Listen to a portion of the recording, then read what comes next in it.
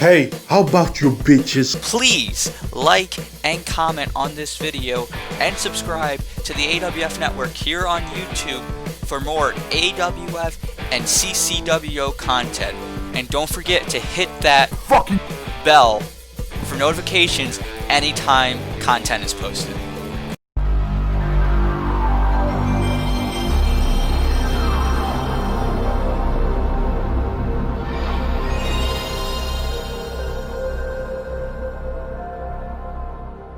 There are a few things standing between, well, me and the heavyweight championship. My last shot at the main event of Glory Days 5. I'm officially in the AWF Rumble. There's 29 other men that are in my way right now. I'm going to throw 29 men out of the ring. I will be the Royal Rumble winner. If I have to put everything on the line, that's exactly what the fuck I'm gonna do. I feel your presence amongst us. You cannot hide in the darkness. Can you hear the rumble? Can you hear the rumble that's calling?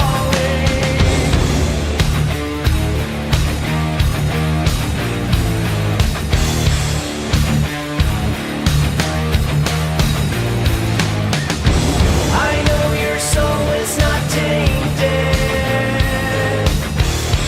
even though you've been told so. Can you hear the rumble? Can you hear the rumble that's calling? I can feel the thunder that's breaking in your heart. I can see You're not made to be champion. You're good. You're very good. Perhaps even great, but you're not elite. You're not AJ Young. I am going to give you the biggest reality check you have ever had. AJ Young, I am coming for you and your World Heavyweight Championship.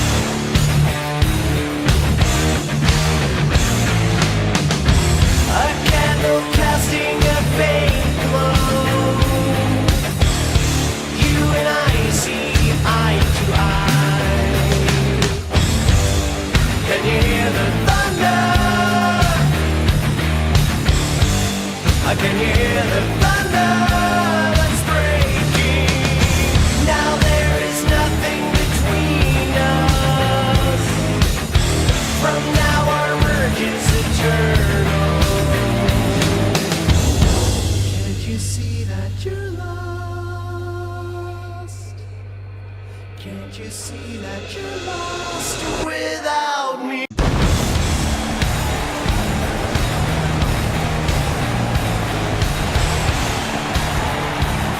Ladies and gentlemen, my name is Philip Ontario, and it's a homecoming. It's not ECF, it's the AWF, and it's the Royal Rumble. We're here in Philadelphia, and I'm being joined by DPW's own Michael Hyde. Welcome to the commentary team. Thank you, Philip. I'm glad to be commentating here tonight, live from Philadelphia. It's ought to be a fantastic night of action. Absolutely, we got a stacked card for you guys. Of course, we got in our main event the big Royal Rumble 30-man match. Winner going to the main event, Glory Days 5. Got both world championships being defended tonight.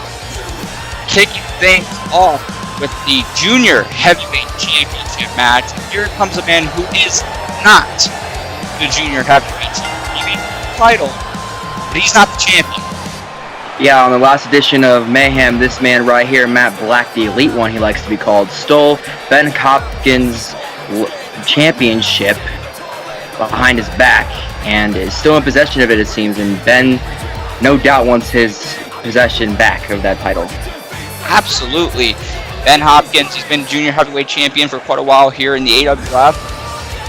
And then we had the Best of Super Juniors tournament, where that man right there, Matt Black, that is something he did win. He did win the Best of Super Juniors tournament, but on our last Mayhem, as you just mentioned, Matt Black was frustrated after losing an impromptu match with Brandon Wolf and attacked Brandon Wolf and Ben Hopkins, then stole the Junior Heavyweight Championship. That championship, which he used to assist J-Crack later on in the night in him winning the Internet Championship. So Matt Black very busy, Superstar May.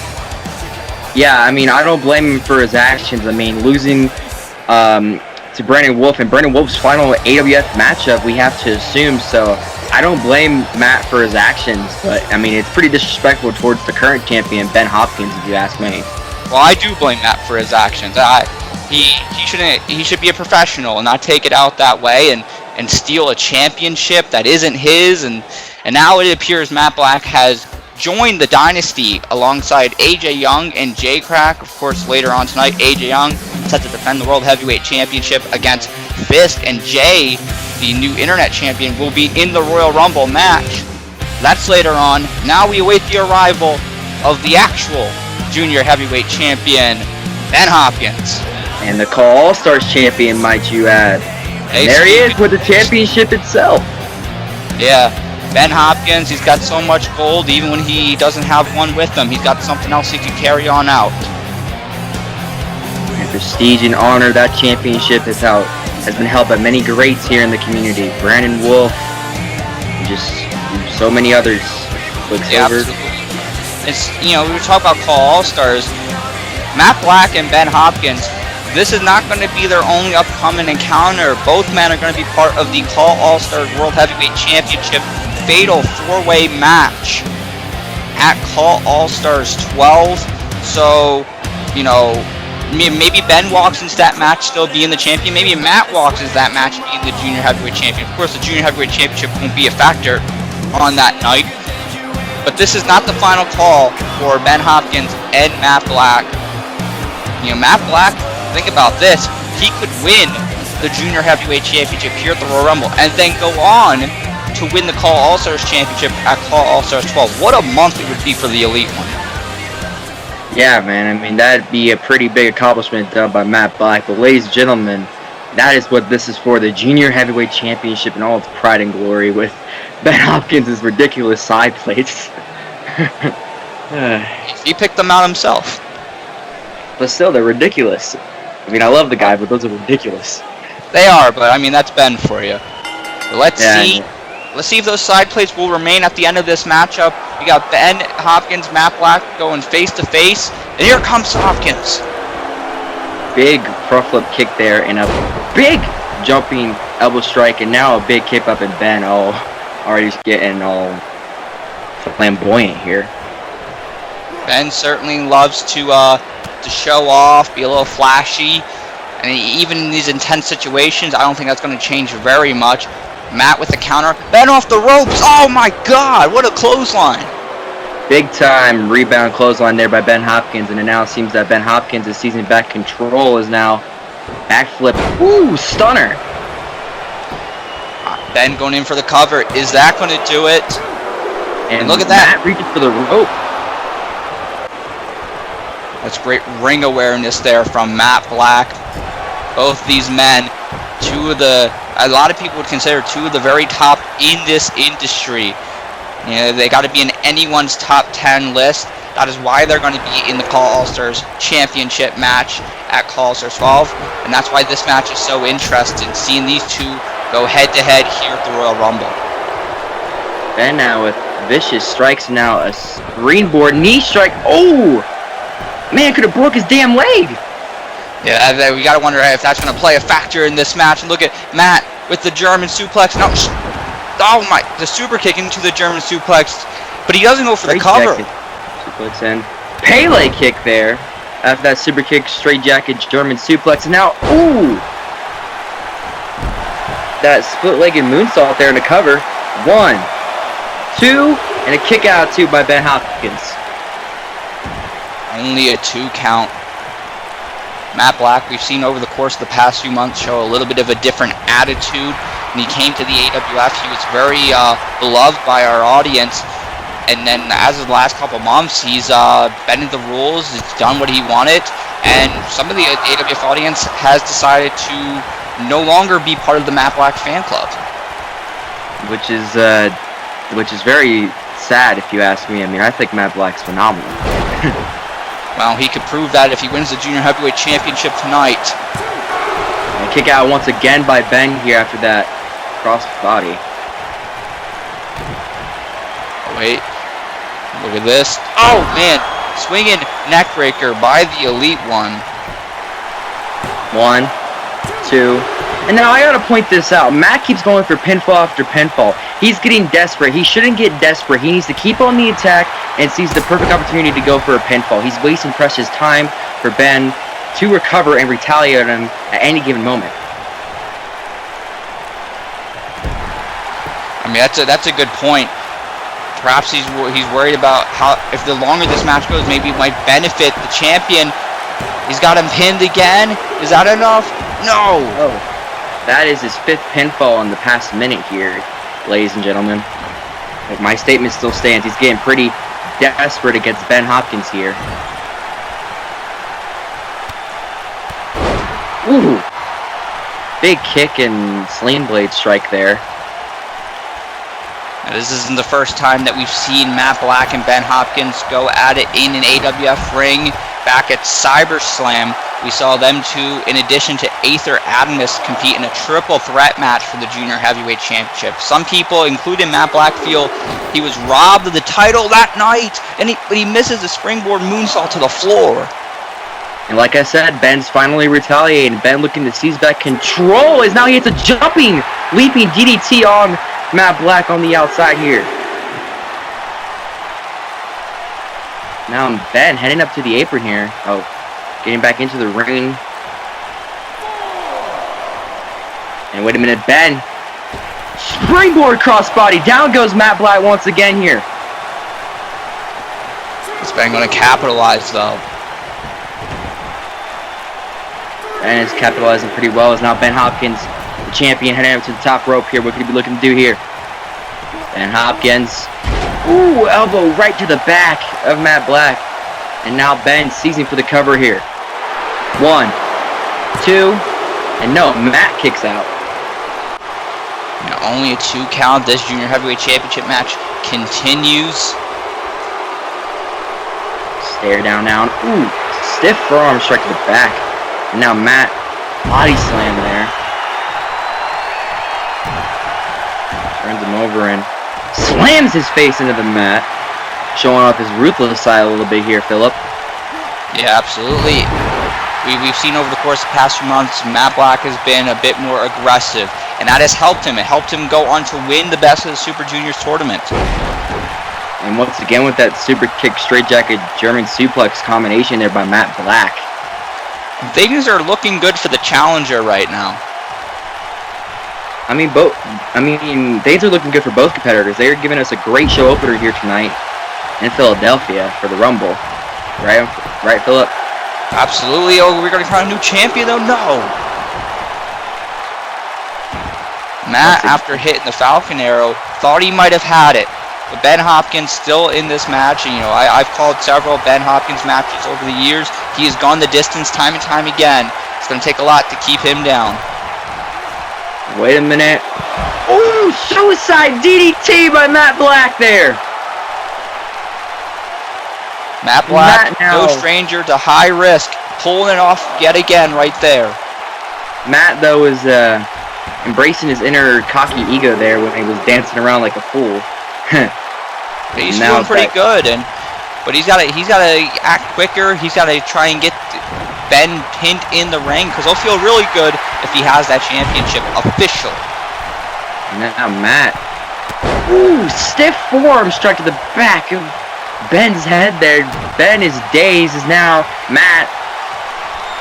Ooh, swinging side suplex there. Look at this. Let's go for the shooting star press, the springboard shooting star press. Matt going in for the cover. That could be it. Are we going to crown champion? 2. No, kick out 2 once again by Hopkins. The Hopkins brand fights on. And look at this. Matt Black is not happy with the call. Hitting the shooting star press. We've seen Matt pick up victories in the past with that springboard shooting star press, but not the case tonight. Yeah, ooh, 3 stiff kicks right to the face of Ben. Lots of Ooh! Stiff kicks and forearm strikes, and now he hits that corkscrew moonsault there, Matt Black. Uh-oh. Wait a minute. Exploder! Excellent counter there by the junior heavyweight champion, Ben Hopkins. Now Ben. Stiff forearm straight to the face of his own, and now wait a minute. Oh! You just hit him with the massive heel move of friendship. Is that going to do it? No! This is my first time calling a Ben Hopkins and Matt Black matchup, and let me tell you, ladies and gentlemen, these two men right here are absolutely astonishing me. They are phenomenal in every single right. So now Ben with a stiff knee strike to the midsection of Matt, sending him to the outside here. Now, if Matt doesn't get back in the ring, Ben retains his championship. The night is over. Ben keeps the title. Matt Black has to get back in the ring if he has any hopes of winning here tonight. Yeah, if you Ben over the top rope, suicide dive there. Of his own now, but like I was originally gonna say, if Ben loses here tonight, it's not much of a loss. He's still the Call All Stars champion. The light heavyweight championship means nothing to him. Well, it does, but in a sense, I don't know about that. Ben Hopkins, he's held that junior heavyweight championship for a long while now, and I believe, we look there. Maybe in the past, Ben Hopkins might have let Matt Black stay on the outside, maybe get a count-out victory. Tonight, not the case. I think it's personal between these two, not just for their disagreements, but for what Matt did to him, for what Matt did to Brandon Wolf. On Mayhem, absolutely, taking away his retirement speech there and just having that impromptu matchup. And I don't know why he targeted Ben Hopkins' championship and stole possession of it before the pay-per-view. I guess he couldn't wait to hold it. Is now Ben. Big DDT there.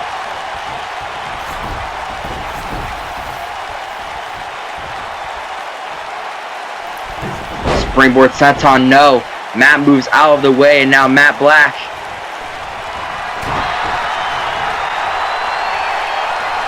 Oh, man. Going for the cover. Has he got this? 2. And only a 2. And Matt can't believe it. Like I said earlier, he shouldn't have wasted his time with all those antics of pinning him over and over again. Ben could have probably been a lot more hurt to the point where that move could have ended off Ben Hopkins. But no, Matt wants to be, I don't know, just Matt, I guess. Well, that's Matt Black for you. And he was waiting for the kill switch. We've seen Matt pick up the victory with that move in the past. But Ben Hopkins, I think that's been the story of this match. Well, look at this. The exposing the turnbuckle pad. Again, he used that in the Best of the Super Juniors tournament. Matt Black, there is nothing this guy will not do to get what he wants. Yeah, wait a minute. No! Speaking of blow. Look, the referee didn't see it. And that, I guess that's what's going to cost Ben the matchup here. God damn it, Matt. Cover. 1, 2. No! Ben was able to get the shoulder. The referee didn't see the low blow. He had his back turned. Wait a minute, Matt. Ooh. Third time throwing with that swinging suplex there. Ben is down. Matt he's wondering what he's got to do. He's been pulling out all his tricks. And again, like I mentioned a moment ago, the story of this match has been Matt is trying everything, but he can't keep Ben Hopkins down. And oh, wait a minute. The referee checking on Matt now. Matt seems to have hurt himself after receiving another exploder suplex by the Hopkins brand here. Now, wait a minute. Ben heading into the corner, maybe looking to set up for his sweet Ben music or whatever he calls his super kick. It may be. Oh, man! Big kick to knock Matt Black down. Here we go. Wait a minute. That's Jake Black! What the hell is he doing out here? Ben fights him off though. And wait a minute, Matt from behind. Oh God! Oh no! Wesson! And I think that's going to do it for Ben Hopkins, sadly, ladies and gentlemen. Thanks to the distraction of Jay Crack. Cover here. No, not this way. Don't do it. Damn it. And Matt Black puts to rest his demons here tonight. He finally puts away Ben Hopkins, and he's now your champion. He is now officially the junior heavyweight champion here in the AWF. He stole it on Superstar Mayhem, and you can argue he stole it again. But now the record books will show Matt Black as junior heavyweight champion here in the AWF. That means the dynasty is now in possession of 3 championships. Folks, we got more Royal Rumble for you coming up. Stay tuned when we come back.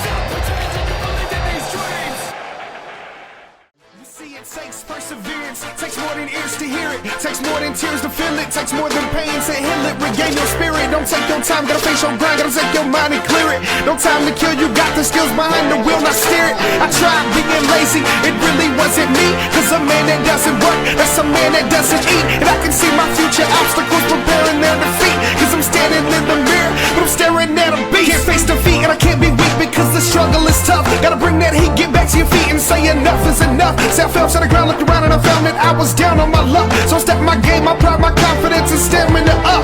Now I'm smashing all my foes, I'm passing all my foes. I got passion and it shows, go get you, reach my goals. You came to see greatness, then pass me the mic. This is what my mama told me when I asked for advice. Mama said, it's a pill for oddities, a stranger crusaders. Ain't never wanted be so weird in the novelties. Don't ever change, we wanted everything, wanted everything. Stay up on that rise, stay up on that rise, and never come down. Oh, stay up on that rise, stay up on that rise, and never come down.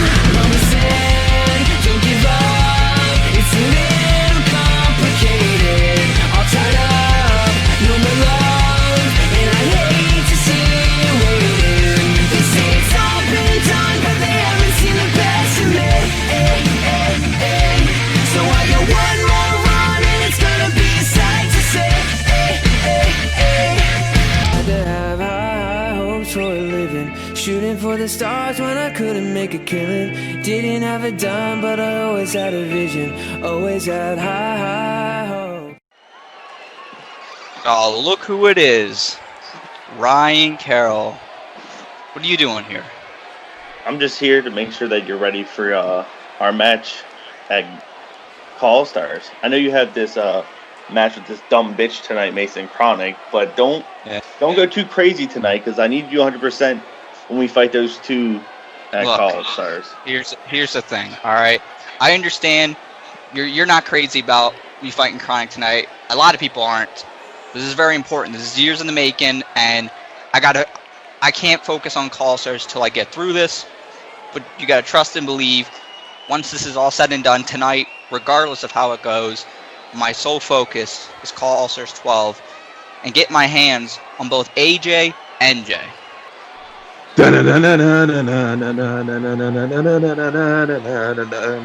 Jay, you like that beat?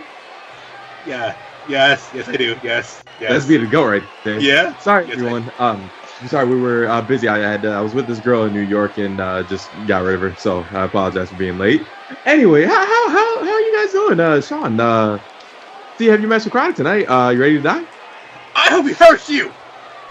Who let these two jackasses in here? I really gotta find a lock. Hold on.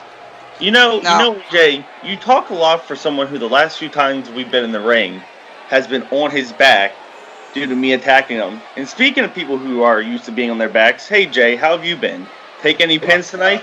Whoa, hold on. You don't have anything to say about Jay. At least when Jay became internet champion, the show didn't shut down. Ooh. Didn't it shut down as you as world champion?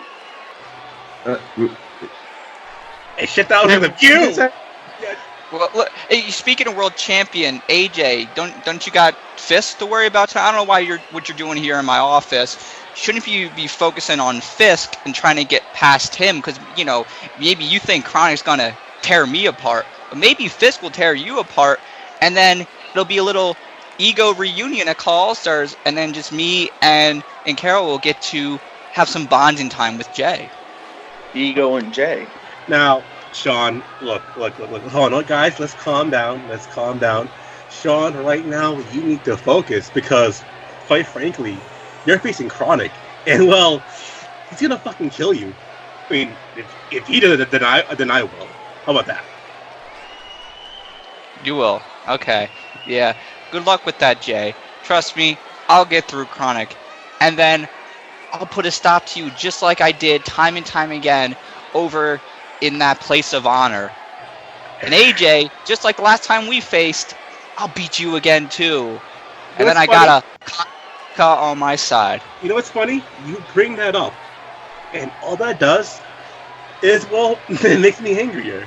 And angrier, because that's always in the back of my mind, Shawn. I think about that often. And, well, now let's just say that when we finally get in that ring, both of you, well, let's just say all this frustration that I have, all this anger that I have, is going to be let out towards you. And I'm going to enjoy every single fucking moment of it because you deserve every pain that I caused you. You broken neck little bitch. Oh, Jay. I sense a lot of sexual tension. Be careful now. Karen, you know what I'm noticing here? Jay, are you angry because you're angry? Or are you angry because AJ told you to be angry? Oh. Hey. You first and foremost, you are not going to go there. I know you're tricked. You guys are trying to pit me and Jay against each other so you can get in our heads at All Stars. And, simply put, it is not going to happen. What's going to happen at All Stars is that the both of you are going to lose. Shawn, you will be back behind the desk doing God knows what. And Carol will be floating aimlessly without a show. They bring up how that, that I'm supposedly your bitch. But the last time I checked, the last time you two were in the ring together, well, somebody got hurt pretty badly. And I mean, just think about it, right, Shawn? Shawn, just think about it. You're teaming up with the man who threw you off the cell. Who's the bigger bitch? Who's the bigger bitch now, huh? You were willing to forgive a man who threw you off a cell. Yet I'm the bitch, right? No. Because if somebody threw me off a cell, I'll crack their fucking head in. But are you sure about that? You're teaming with someone who's turned on every partner he's had. Oh, see, here we go. Just because I have a few disagreements does not mean that I'm disloyal. You having a few disagreements is like Jay saying he's sober right now. It's a fucking lie, okay? Wow. Let's take a piss test. Let's see who's the real sober one, shall we, huh? I could have sworn I saw Carol enjoying a few joints and blunts in the parking lot before the show. All right. Look. No one's going to be, taking a piss test or anything of that nature. We can go back and forth here all day long. But come All Stars, it isn't going to be about the words. It isn't going to be about, the history. It's going to be about what happens on that night. But for tonight, Jay, you got the Royal Rumble to worry about. AJ, you got your World Heavyweight Championship match, and I got Mason Kronik. So why don't you guys go and focus on that, and then after tonight, we can all focus on putting this to an end once and for all in Tokyo at Call All Stars. Fuck you. You better test that, man. All right. Bye-bye, guys. Bye-bye. Can you believe we used to have Jay and Ego? He wasn't part of Ego. It was Ego and Jay. That's right. We've been to the lawyers about this. I know. That's true. Well, see you later tonight. See ya. And ladies and gentlemen, welcome back to the Royal Rumble. Once again, being joined by Michael Hyde here on commentary. Michael of VPW going to be joining me for this match and our next match as well. Then we're going to be having former AWF champion Shawn O'Connor out here to watch Travis Sparks and Brian Stone. And then Jared Extreme a little bit later on tonight. Michael, we are in for a treat right now. The #1 contenders for the World Tag Team Championships making their way down the aisle. The Blade Runners, APOC Aries, and Alex Starr. And this is a huge opportunity for them to get this big championship match. Right, you are indeed. I mean, I've been watching these guys for a while, and I think they have what it takes to be next tag team champions, I mean, they have the look, they have the charisma, they have it all, you know what I mean? When it comes to champion, you need those key factors to be able to sell yourself over to the fans, whether you're loved or hated by them. Well, absolutely, but they have quite the challenge here tonight. Obviously, the Blade Runners, they won a #1 contenders match on a previous edition of Uprising, defeating the Exterminators, former World Tag Team Champions, to get this match. But they're going up against, you know, arguably the greatest team in AWF history, the Disciples. They've held those World Tag Team Championships multiple times. They've been Tag Team Champions in CCWO. They've been called All-Stars Tag Team Champions. Everywhere they've gone, they've won Tag Team Gold. Now, once again, in possession of the Tag Team Championships. Will they be at the conclusion of this match? That seems to be the question. We're about to find out the answer. The Blade Runners, they look focused, they look ready to go, but it's just going to be tough. Yeah, I mean, the Blade Runners have a very fierce challenge here tonight against the Tag Team Champions, you know, so it's going to be interesting to see how these two teams pan out here tonight once and for all for the championships. Absolutely. Now we await the arrival of the Disciples. And there they are. Timothy Benaya right there, and his tag team partner Cody Apollos being joined by their manager Reverend Joseph. The most successful tag team we've ever seen here in the AWF. They won back the World Tag Team Championships back at Pain for Pride when they defeated the Exterminators to win those titles back, and they're hoping to get past the Blade Runners here tonight and move on to whoever their next victims are.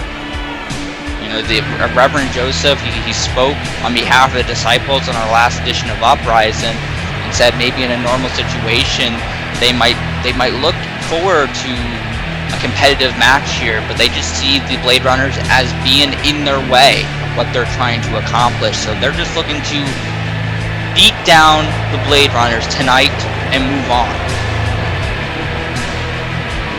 Their only main goal really is to just move on for challenger to challenger to challenger and submit their dominance on the AWF Tag Team division, right, Philip?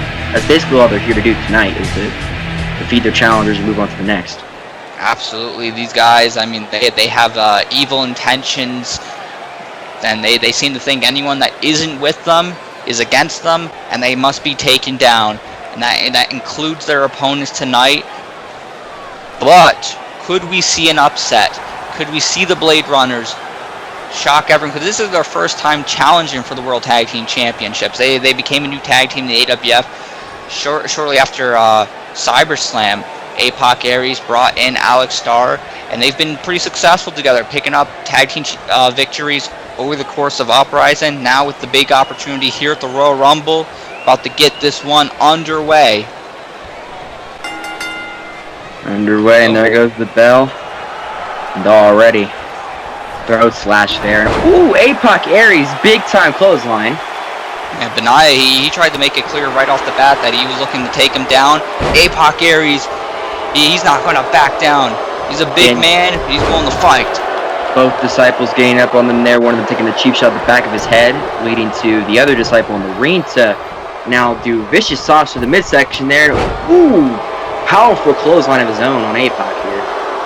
Yeah, absolutely. The Disciples, they will use anything to their advantage, and these guys, and as I'm sure we'll see throughout this matchup, they don't like to stay in the ring for too long. They like to make quick tags. They like to keep each other fresh, and they like to be on the offense. They don't like playing defense. They like being on the offense.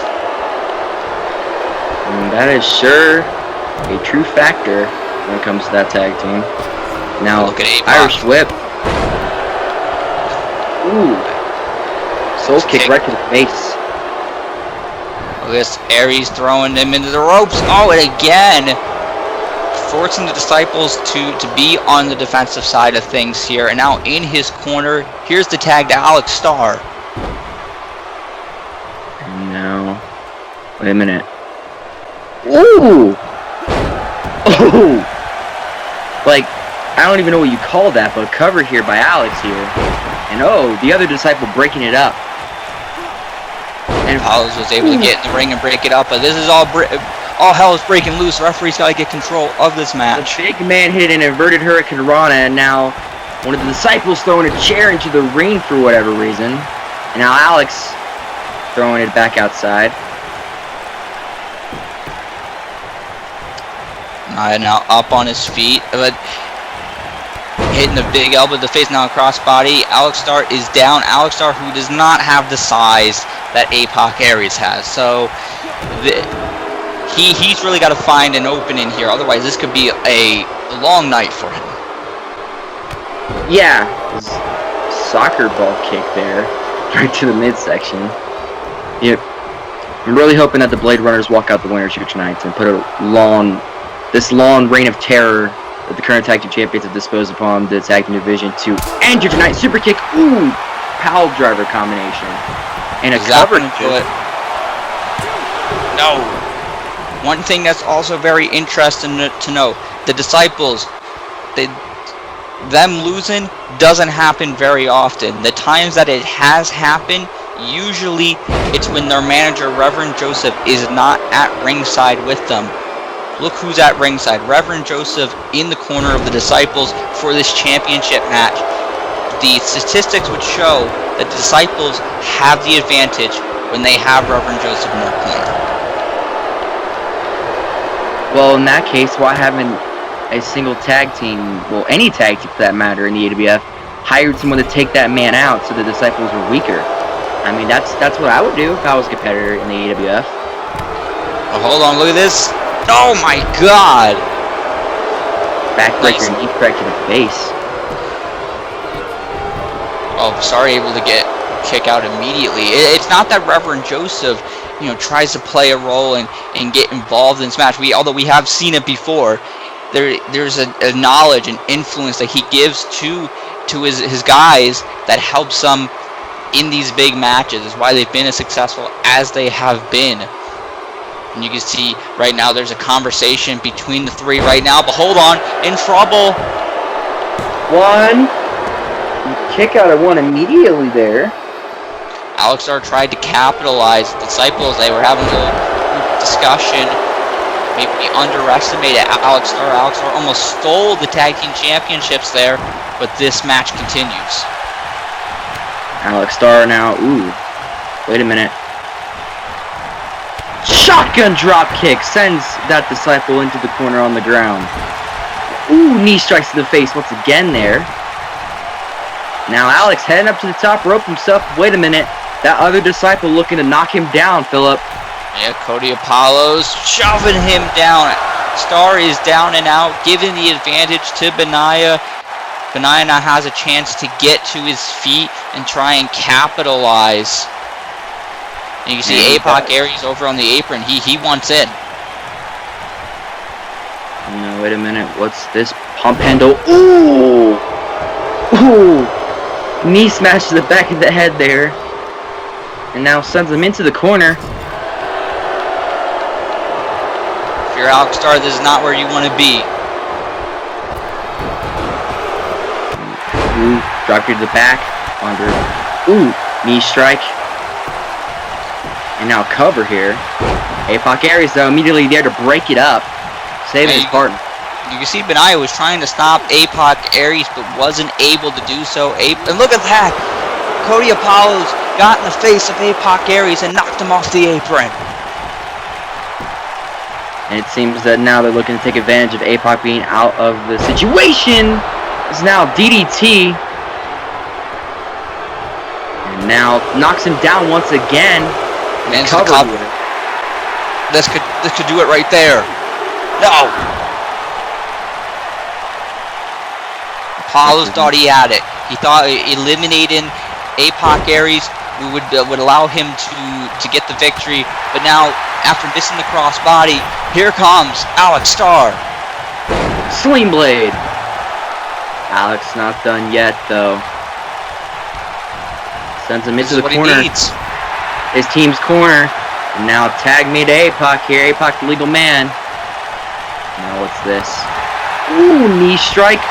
Knee strike. And down goes the Disciple.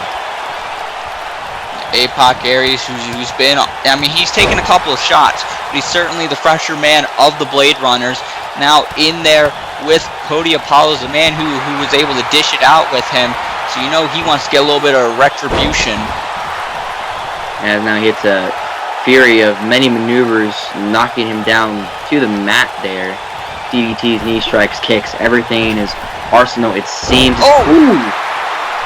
Sit out, face slam there. APOC, the big man in control now. APOC. Ooh, suplex, knee smash, back to the head. And a cover here by APOC. 1, 2, and a kick out 2.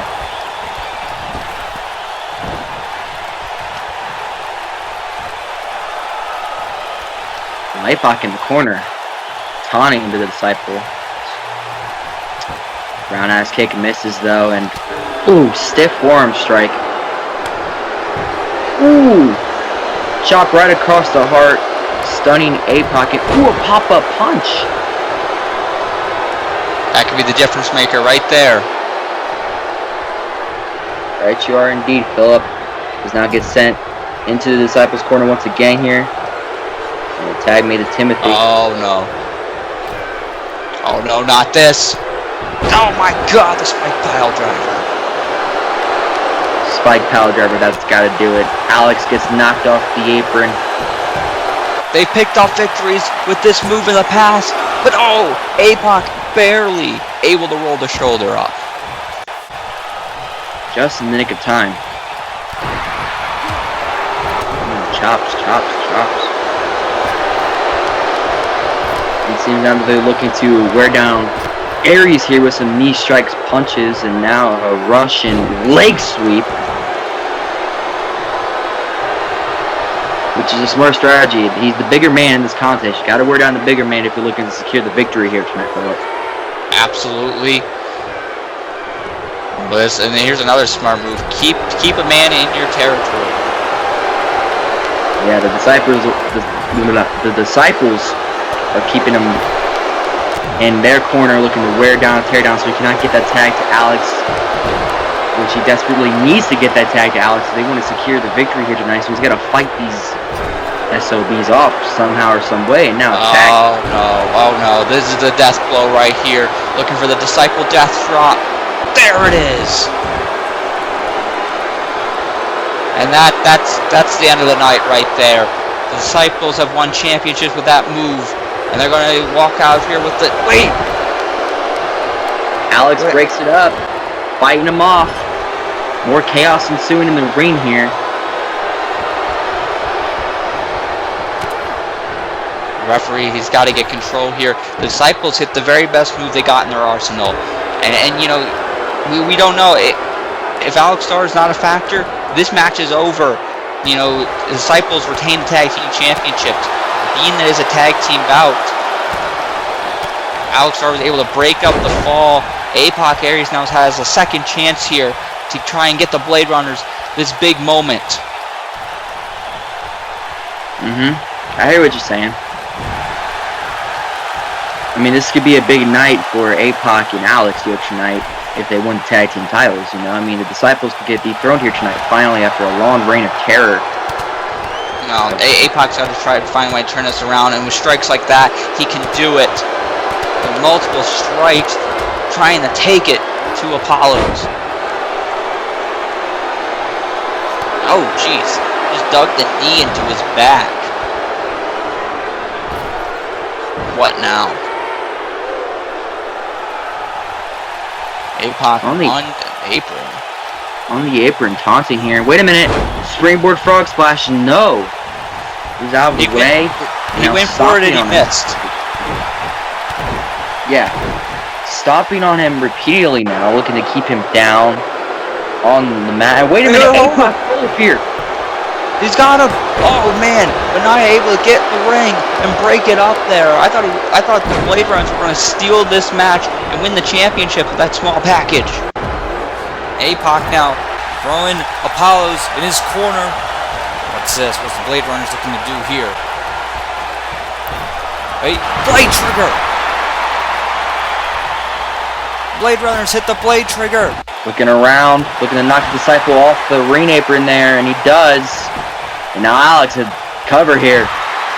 1, 2. They've done it!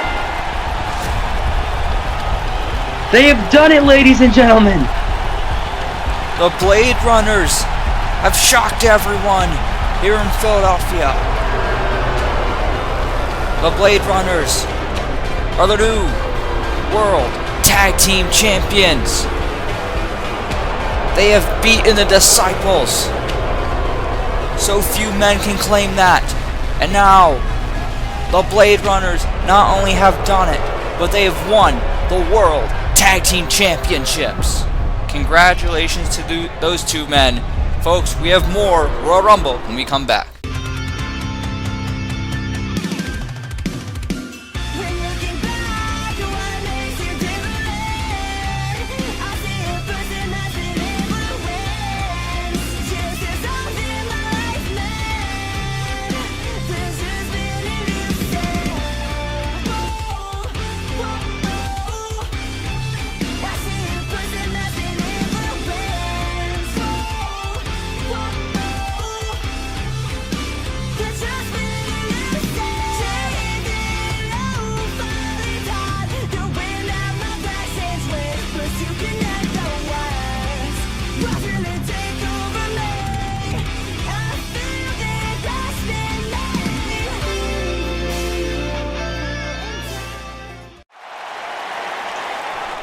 And ladies and gentlemen, we're in for a very unique situation here. It's anything goes, falls count anywhere.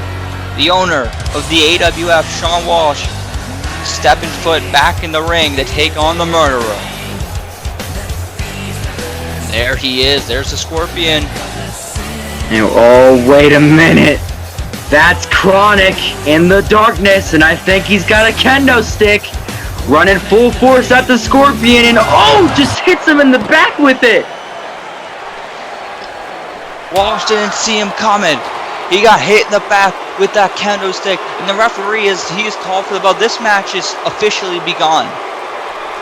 And wait a minute, Kronik carrying him like a baby up the stage. What has Kronik got up his sleeve here? Shawn had no idea what was coming towards him, Philip. I mean, this is completely outrageous, and just, I'm concerned for Shawn. Oh, he just got dropped on the ramp. Walsh, who still has his jacket and his shirt on. Oh no, punches the midsection. Jesus Christ. That's why they call him the murderer, Philip. You don't mess with this damn man. I mean, look at him. Fucking walking titan. Jesus. Walsh able to get some of his entrance clothing off. But he had not enough time to get to his feet for Kronik to take it to the owner of this company. Shawn Walsh, we've seen him compete around the world. He's no stranger to in-ring competition, but it's not often he competes in the AWF. Feeling he had to step forward to face Kronik here tonight, and oh man, it might already be over as soon as it begins. And now, wait a minute, Kronik. Oh my God, powerbomb on the cement! Jeez, and that might be it right there. The referee, he might have to make a judgment call here to end this.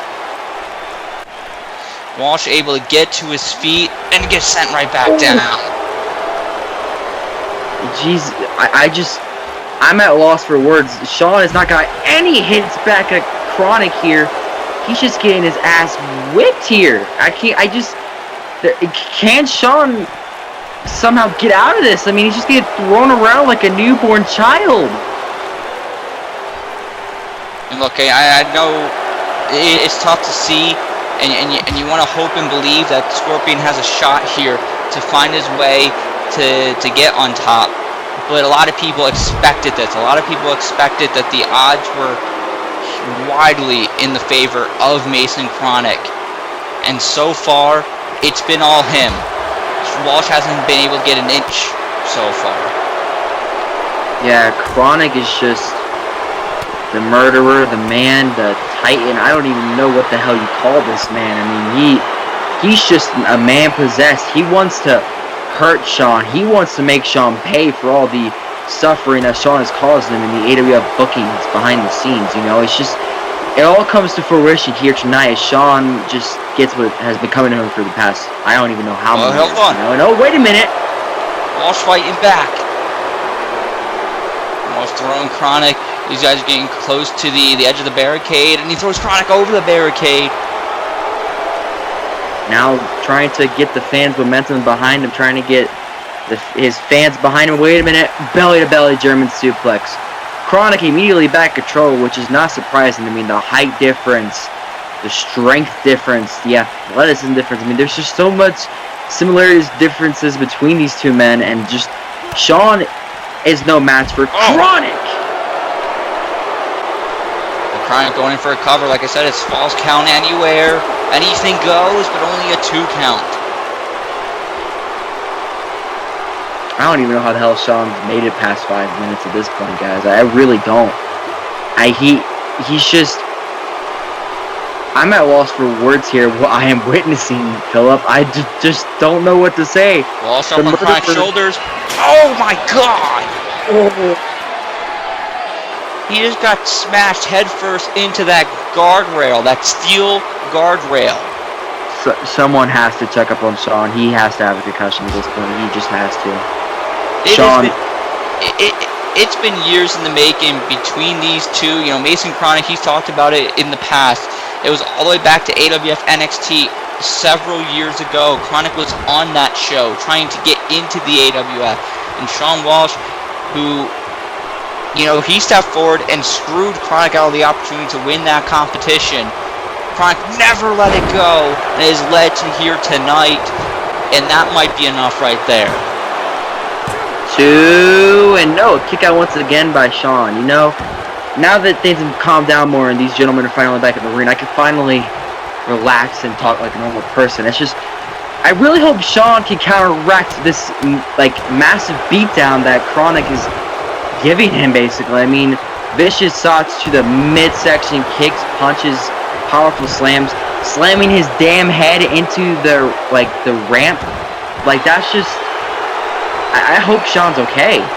Well, he might not be okay after this match. He's been taking a hell of a beating, and Kronik is not slowing down. Just taking it to Walsh. Like I said, it's been years in the making. Kronik has held on to that. And, you know, certainly you look back at how this all began, and you see there's fault from Shawn Walsh. And Walsh will admit, you know, he made several mistakes when he was younger. But he's reformed his attitude and his choices in life, and he thought things were okay with him and Kronik when Kronik returned to the AWF, but Kronik has just been on a path of destruction, has blamed all of his failures on the owner of the AWF, so much so that we see this current incarnation of Kronik, the murderer. I mean, Kronik, he was suspended by the AWF just a few months ago, and that didn't stop him. He went after GMR, the general manager of Uprising. He attacked him, he beat the hell out of him, he beat the hell out of everyone until Walsh gave him what he really wanted, was this match here tonight. And you can see that's how much Walsh cares about the AWF. He's putting his body on the line for the sake of the company. There's the Chronifier. 1, 2, and a kick out. You know, one thing I noticed about Mason when he threw him into the corner, he went down on one knee, so Mason's starting to get tired. So, with that said, can Shawn counteract Kronik's beatdown with the tiredness? Oh, maybe I thought he was going to go for Weapon X, but Walsh able to find his way out of it. And I guess what I was about to say is true, as Shawn finally finds that opening that he desperately needed. And now Shawn taking it slow with some kicks right to the shin of Kronik and beating him down. Kronik down on one knee. Kronik still getting up though. He's just dishing out whatever he's got. Kicks, punches, whatever he can dish out to take it to Mason Kronik. And throws him outside of the ring. Kronik dazed and confused, but wait a minute. Shawn getting all amped up. What's he got up his sleeve here? Off the ropes. Suicide dive sending Kronik into the barricade. That's what Shawn Walsh needed to turn this one around. Right, you are indeed. And now it seems that Shawn is looking to counteract the beatdown that has been bestowed upon him by Kronik. And now he needs to get a weapon. He needs to get something to his little insurance policy, whatever you call it. Is now Kronik getting back up to his feet finally, and Shawn, Oh! Walsh hits a big drop kick that sent Kronik into the steps. And again! This time, Kronik going stardom first into the steps. Yeah, I mean, I'm glad that Shawn finally is finally managing to get back in this contest here against Kronik. I mean, from the beginning, Philip, we just thought that it was the end for Shawn right as the bell rang. I mean, Shawn had no momentum, nothing to come back, and now he's finally back and seems to be taking out a little bit of rage on Kronik after everything that they've been through together. Hold on, what's this? Oh man! Walsh hitting the 619. And now, wait a minute. Oh, slingshot spear. That's exactly what the Scorpion needed. He needs it. He can't let Kronik get an edge here. Oh man, he's looking for the sharpshooter. Sharpshooter locked applied. In. Will Kronik get out of this? This Walsh can win the match right here. If Mason Kronik, could you imagine shock of the century if Walsh was able to make Kronik tap out? It'd be a big embarrassing factor on Mason Kronik. It would go on it'll be another item on his list of failures, supposedly, so to speak, that he blames Shawn for. And Walsh, he's still holding on to that sharpshooter, or sometimes he calls it Scorpion Deathlock. And Kronik, he hasn't moved. He might have to wait. Hold on, Kronik now. I spoke too soon. Kronik able to find a way out of it. And Kronik. Ooh! Shawn, big DDT though, not letting Kronik get any momentum or get back in this fighting contest. Now setting Kronik up. And now Walsh in the corner, waiting for Kronik to get to his feet. Oh! Kronik able to catch Walsh, hitting the Northern Lights suplex. Now, oh no! Sleeper hold. Big time sleeper hold locked in here on Shawn Walsh. Now Walsh is in a bad predicament here. He may have nowhere to go. Is the owner of the AWF going to have to tap out, or is he going to pass out? Wait, he's out of it. But look at Kronik. Kronik put it back on.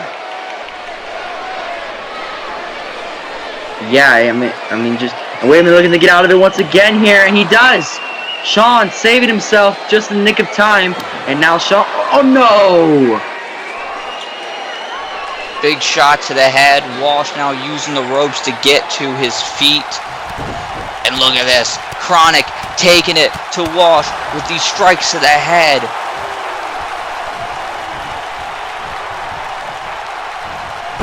Ooh. I can't watch this anymore, ladies and gentlemen. This is just I have no words. Well, yeah, I mean, you got to give it to Shawn Walsh here tonight. I mean, he's holding his own. I mean, this has been mostly in the Mason Kronik show here tonight, the Royal Rumble. He has certainly lived up to the expectations of our audience. But Shawn Walsh has been given it a fight. No matter how this goes, I think a lot of people are going to be proud of the man. But the question now is, how much longer will it go? Can it go? Kronik trying to get the victory here, but Walsh again kicking out. I'm surprised Shawn's even still in this contest at this point. I mean, I wanted him to come back and he did, but I mean, it's just I have no words. I don't know what to say to express how I'm feeling regarding this matchup here. I mean, Shawn is just getting eaten the hell alive by Mason Kronik. You know, it's just sad to see, really.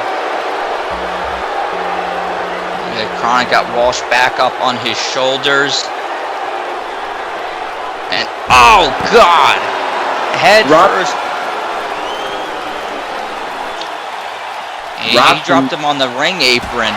And, ooh, throws it back in. And I think Shawn Walsh is busted open now. Oh, no. Yeah, he might just be.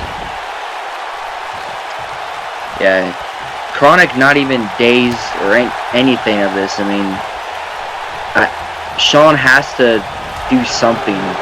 He has to find it within himself. Is now, wait a minute. Oh! Kronik bounced off the ropes, hit a big kick to the head, and he's not done. Oh, look at this, Michael. He's just stomping away on his chest. Well, like I said, I mean, this contest is well over. I mean, it's just... I have no words. I want Shawn to be okay after this contest. I want him to still be breathing. Kronik has just destroyed this man. I mean, look at Shawn. And look at this, Kronik again now pounding on the head of Shawn Walsh.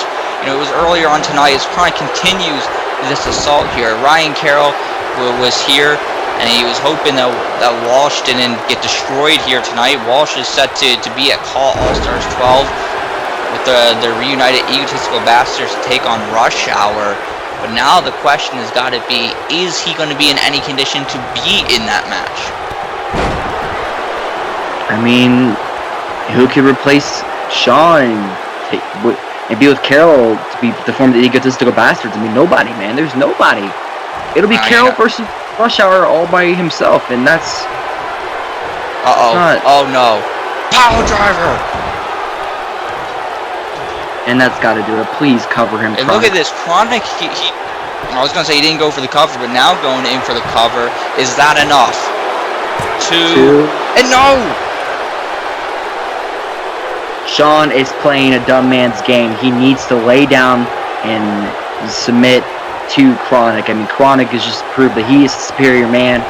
Shawn being childish, man. He needs to That's not who Shawn Walsh is, though. Shawn Walsh, even when, you know, maybe the smart thing to do is lie down and take your beating, Shawn Walsh is going to keep on fighting, even if it doesn't make any sense. I mean, we've seen him before. He's been a victim of 2-on-1, 3-on-1, so many attacks. And Kronik, I mean, hell, in one man, this is almost like a 5-on-1. But Shawn Walsh is going to keep on fighting, and Kronik keeps getting frustrated the longer he does, tearing apart one of the announce tables. And you got to believe he's got evil intentions in mind. He's going to put him through that damn table. That's what he's going to do, Philip. He's going to put him through that damn table, and this contest is over. I don't know what else Shawn could kick out of, but if he gets put through our second announce table over here, it's over for him. He's done. D-O-N-E, done. Walsh in trouble. Wait, hold on. Walsh with the counter, knee to the midsection. Oh! Saku cutter. Saku cutter on the floor. And Walsh lifting Kronik up. Oh, man. You don't think. Oh, no, we do think. Wait a minute. Both men on that table now. Oh, my God. He just did the Saku cutter through the table. And Kronik is down and out, and Walsh, the cover. Is this it? 1, 2. No. Kronik getting the shoulder up. Maybe a second life there for the Scorpion. Able to find his way, and now he's put Kronik through a table, and he can't let up now. You know, a lot of people going into this match thought maybe the goal for Shawn Walsh here tonight was to survive. The question of him winning this match was thrown out the window. But maybe, just maybe, Shawn Walsh looking to shock the world. Maybe he could win and beat the Murderer here tonight at the Royal Rumble. Imagine the headlines if that happens. I mean, there'll be a big praise and celebration, but we all know Kronik would not be very pleased with that result. He'd be very disappointed. And Kronik, he's been on a path of destruction for a long, long time. Could it be Shawn Walsh? Could he be the man to take Kronik out? And he's got something in mind here. He's telling Kronik to get his ass up, get to his feet. Oh no. Kronik caught him. Oh no. Oh God. What's he doing? Oh dear God, no. Oh! That's it. He's done. Shawn Walsh is done. Shawn Walsh, he tried to do a big dive to the outside. He got caught. Kronik turned it into a powerbomb and powerbombed Walsh through the announce table. He's got him in the ring. Walsh, I mean, look at the state of the Scorpion. He's got blood all over his face. He's got it all over his chest. Kronik has not even flinched or been hurt in this contest. He's taking quite a few hits. He went through another announce table, but he was able to survive.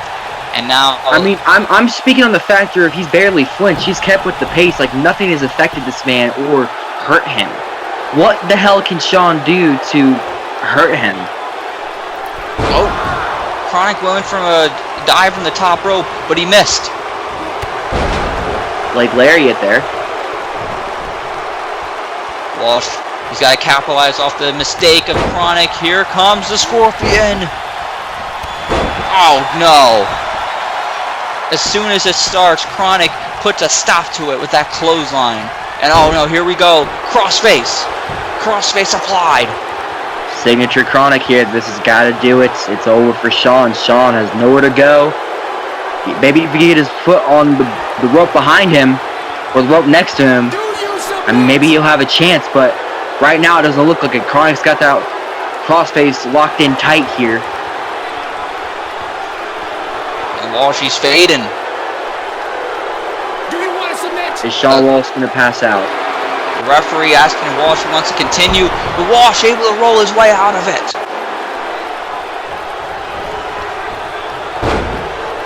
Oh God! Jesus! Big knee strike. Now what's Kronik do? Wait. Oh, back to the kendo stick that he brought out here to start off the match. Shawn Walsh could be in a world of trouble. That's what Kronik brought with him at the start. And he's just waiting for Walsh to get up and oh my God, to the head. Oh, hits Shawn with that kendo he brought out here, hit him with to start off this contest earlier, like I was mentioning. And he's got the kendo stick in hand. Walsh is in trouble. Oh, he just got hit in the midsection with it. And look at this. And Walsh, he's trying to get the stick. He's trying to get it. Wait a minute. Crossface with the kendo stick. Do you give up? Shawn looks dazed and confused. Do you want to quit? Kronik has got the crossface with the stick. And Walsh taps. It does it. That does it. The murderer reigns supreme here at the Rumble tonight. Shawn's left in a crippling pile of his own blood, and I hope he's okay. We need medics out here immediately. Like, please, someone call medics. We need medics. We do. I mean, a lot of people thought this was how it's gonna go, but it's still tough to see Mason Kronik destroying Shawn Walsh here tonight. I mean, you got to give him credit for staying in this as long as he did. He went a lot further than I thought he would. But Mason Kronik picking up the victory here at the Royal Rumble. I'd like to thank Michael Hyde for joining me here on commentary. Folks, when we come back, the AWF Championship and Extreme Championship will be defended. So stay tuned for that. Mason Kronik, congratulations to him on his victory here tonight. Welcome to Call All Stars. All my wolves begin to howl. Wake me up, the time is now. Can you hear the drumming? There's a revolution coming. Wide awake, the fever burns. Sweat it out, wait my turn. Can you hear the drumming? There's a revolution coming. I've been waiting all my life to live when I've only been dreaming. Get love when I've only been stealing. Can't let time keep passing me by. Run down what I've always been chasing. Block out every fear I've been facing. Hey, where the fuck are the light tubes? All my wolves begin to howl. Wake me up, the time is now. Can you hear the drumming? There's a revolution coming. Fire things that turn me on. Drag my dark into the dawn. Can you hear the drumming? There's a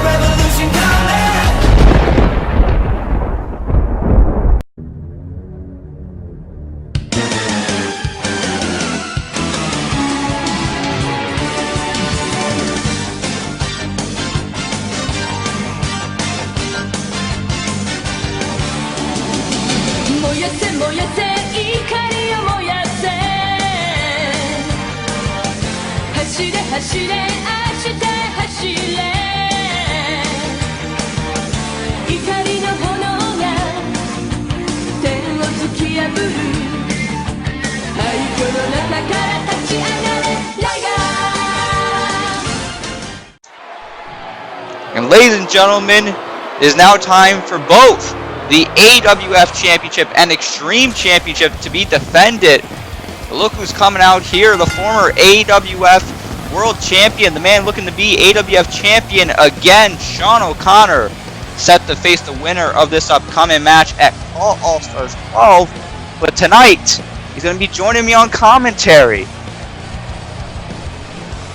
Aren't we in for a treat, folks? Shawn O'Connor wants a front row seat for this matchup. Big. He's going to face the All Stars off the table right now. Philip! Nice to see you. Nice to see you too. How are you doing? Oh, you know, I'm not looking forward to this, like, disaster of a match. I mean, you got this guy coming out. I can't even see him. And then you got that little, I don't know what to call him, the champ. Oh yes, well, coming out of this match tonight, whoever your opponent is going to be at All Stars is going to be walking in with 2 championships. Brian Stone putting up his Extreme Championship against Travis Sparks' AWF Championship. Do you think that changes the dynamic at all for you at All Stars? The only way it changes the dynamic is if we decide that we put up, if the winner puts up both the AWF title and the Extreme title, and then I could walk out of All Stars with 3 titles. That's right. I don't think that's going to happen, is it?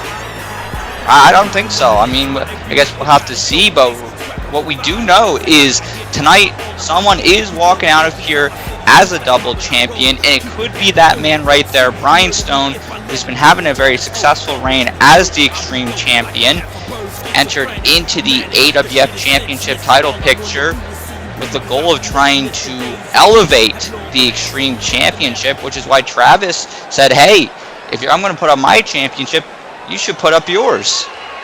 How did this guy even get into the title picture? The only reason he's in the title picture is because Travis got one over on me, and Travis needed a challenger, and I wasn't going to be the man here at the Royal Rumble. I chose to have my rematch at All Stars, so Travis needed a challenger, and that's Stone just walked in.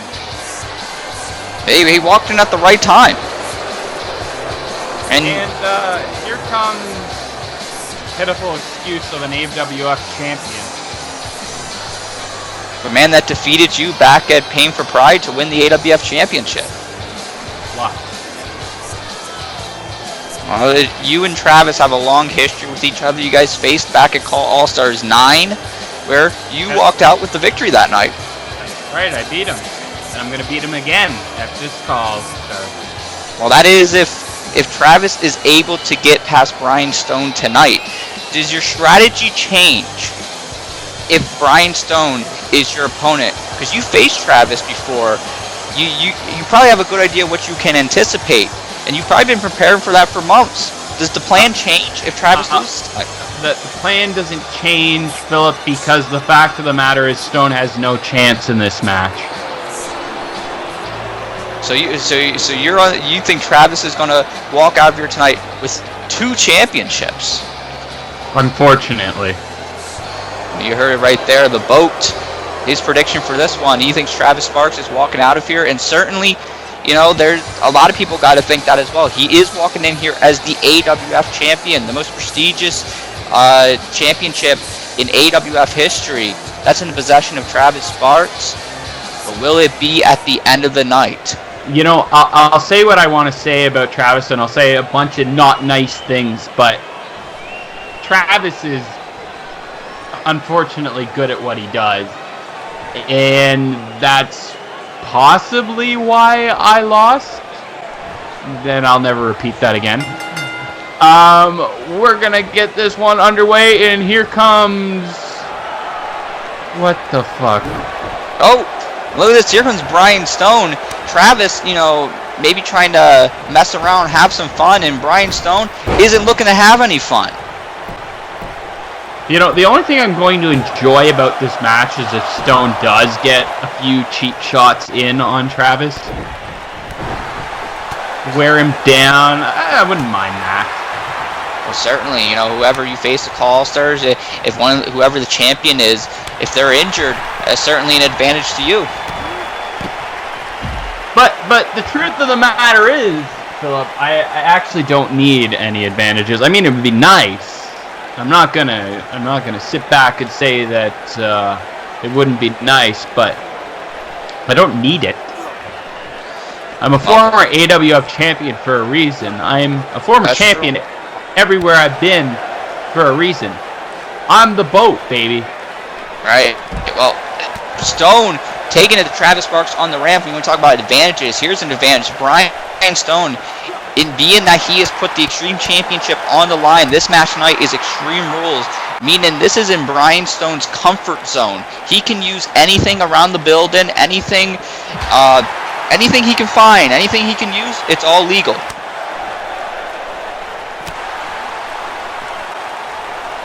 Oh my!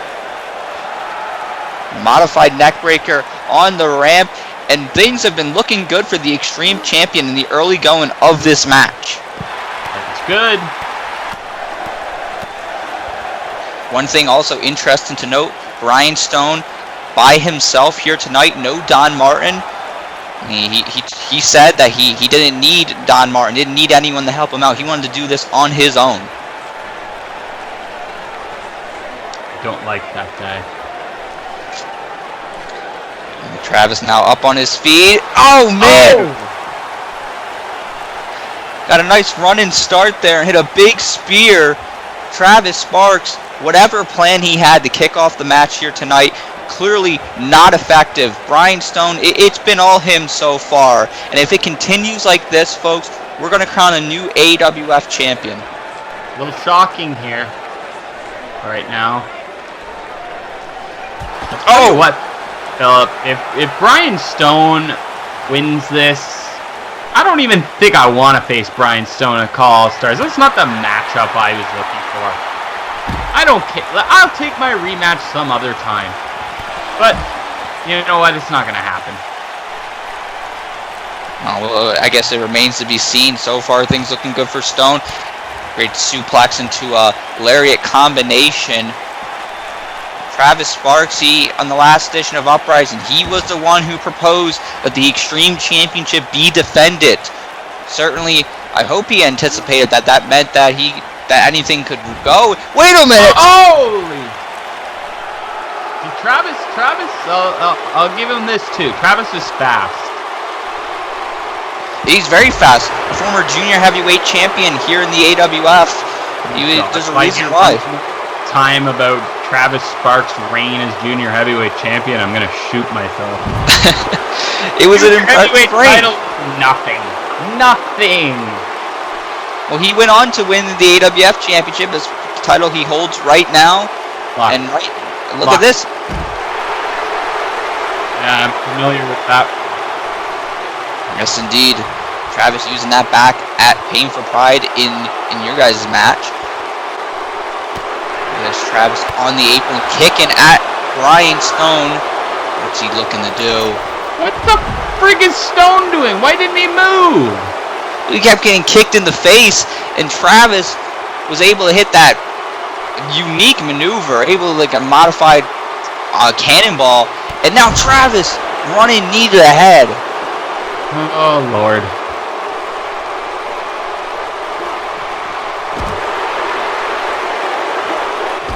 Now Travis certainly he seems to be getting a little bit more comfortable with the different rules here, being that it's an Extreme Rules match. You know, this is a hard one to call, Philip. I don't know. Like, I know Travis is going to win, but I also don't want to see Travis win. I don't want to see Stone win. Like, who am I cheering for? What am I doing here? Well, I don't know who you're cheering for. I mean, but certainly, oh, look at this, and Travis coming this way. looking to do some damage with the announce table. I think at this point, I'm just enjoying watching these two kick the shit out of each other. Like, look at that big boot to the face. If these guys tear each other apart, I mean, it's got to be a win for you no matter what. Hey, Travis! You look like a loser! Ha ha! Travis, the man Shawn O'Connor just called a loser, just got powerbombed onto the announce table.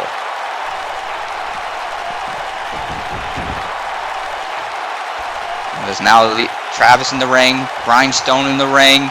I mean, this is like the first time these guys were in the rings since the very beginning of this match. And Stone with the cover. This is very close. Near fall there. Brian Stone almost walked out of here with the AWF Championship. What is that? That hand gesture? What? I don't know. I don't. When it comes to Brian Stone, I don't ask too many questions. I'm glad he finally put some makeup on his face so that we could see him.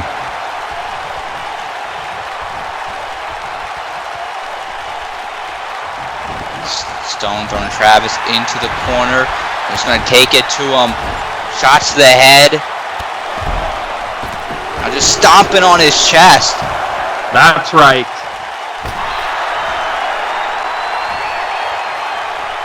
Come on, Stone. Oh, up and down he goes. Things are returning in the favor here for the Extreme Champion. That's a big punch there, and now look at, oh my goodness. Big clothesline. Is that going to be enough? Is that the difference maker right there? No. Nope. It is fun watching Travis Sparks get beat up, but my choice is not changing. Just watch. I know Travis. Travis comes back from like KOS's out of nowhere, midair, jumping off the top rope. He's crazy, man. He's got that power of Sandy, for fuck's sakes. Oh, he misses that. Stone went for some kind of unique maneuver from the top rope, but Travis was able to push him to the side, and now look, springboard off the ropes into a European uppercut, and Travis springboard off the bottom rope with the senton. It's a very unique individual, and to the point you were making, Travis, you know, maybe he's one of the smaller competitors, but he's a tough man. Small man with a little man's complex. Look at this. AWF champion. He's looking for a super kick. Oh, he missed. Loser. Oh. That's what you get. And Stone with the cover. Does he got him? No.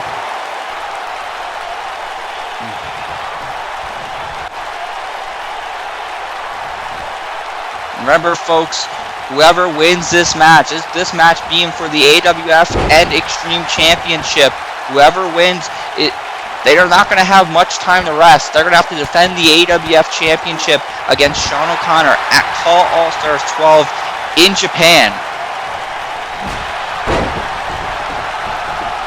God, why are we going to Japan in the middle of a virus, man? Japan really looking for years, wanting to be a home for a Call All-Stars, getting that chance this year. Look at Stone. Oh, Travis with the big knee to the head. Brian Stone, you know, he's got a very unique relationship with our audience here. Some people love Brian Stone. Some people maybe not a fan of his tactics. Brian Stone, not ashamed of doing what he's got to do. I will say Stone is a great Extreme champion, and it will be unfortunate tonight when he loses the title, as much as I make fun of not seeing Stone. Oh my God! Travis! That springboard off the middle rope to the outside, jumping right on top of the Extreme champion. You see Travis was very proud of his work. Yeah, good for him. But you see, Philip, I can say nice things about people sometimes. You see that? I've said a few nice things about Travis here. I've said a few nice things about Stone. I'm like a really nice person, you know? Yes. I'm also very bright. The best of all time. Oh! There's a super kick, and that's got to do it. Travis is going to walk out of here with no. Oh. Brian Stone able to get the shoulder up. Travis hitting his signature super kick. He's won so many matches with that super kick, but wasn't able to get the job done there. Why is Travis obsessed with sitting on people's faces? I don't know. He's a weird guy. Like, is that like sexual? I don't know. Travis now a Dragon Stone. Oh, he's looking to go up to the top rope. What has he got in mind? He's probably looking for a frog splash. Oh no, it's the 450. He went for that 630 630. Oh, how impressive! Hit it though. Everybody applause. Travis Sparks can hit a 630. He can. He hit it on you. Yeah. I believe that when I see it. Hey, look, he wasn't able to get it on Brian Stone, and that's what allowed Brian Stone to get back in this matchup. Brian Stone, you know, I don't know, some people, they look at this picture and they think, well, Travis is the AWF champion, he's got to have the advantage here. But Brian Stone has been very impressive in this match, and I think has maybe gone a little bit further than some people thought he would be able to go. When is Brian Stone going to bring out the weapons? Why has there been no weapons in this Extreme Rules match, man? Can somebody, like, please, Brian, grab a chair and hit Travis in the face with it. That'd be a good idea. It might get you closer to winning, because you have no chance. He's not listening. He isn't listening. We've seen in the past, Brian Stone, he's used weapons, and it's certainly legal for him to use them. But he hasn't used them thus far. He's used a lot of his environment, but he hasn't used any weapons that nearby. Brian, you're an idiot. This is why you're on the ground and not gonna win. I told you to grab a fucking chair. Look at it. Watch this. Dummy. Oh! Leaping off the ring apron, hitting a Hurricane Rana to the floor.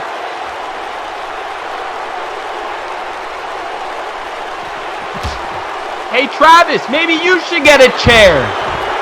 Oh man, he just did a spin kick into the table. Table that was a little torn apart a little bit earlier on in this match.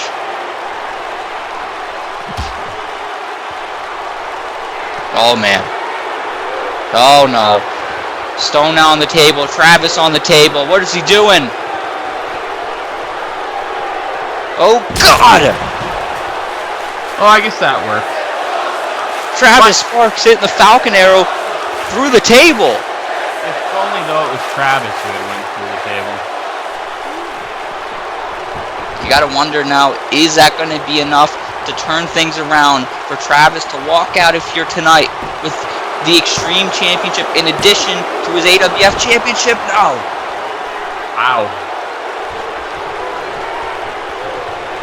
Oh, at least Stone's putting up some sort of a fight. I think he's an idiot for not grabbing a chair and listening to me. Like, I'm called the brightest of all time for a reason. That's right. That's what the vote stands for. That's one of the definitions. Best of all time and brightest of all time, sir. Ah. Look at Stone now, hitting the German. He's gonna go for that clothesline again. There it is! Wicked clothesline by Brian Stone. He doesn't go in for the cover though. Wait, oh man! He got him there. The flatline. Is this gonna be enough? No! Brian Stone, he's picked up victories in the past with that move. That's how he won the championship, the Extreme Championship. I thought he was going to have it right there, but Travis able to get the shoulder up. I wish he'd go grab a chair, or a sledgehammer, or a bat, a baseball bat, something. Go get a ladder. Hit Travis in the face. Don't just spit out red mist, you crazy person. That's not going to do anything.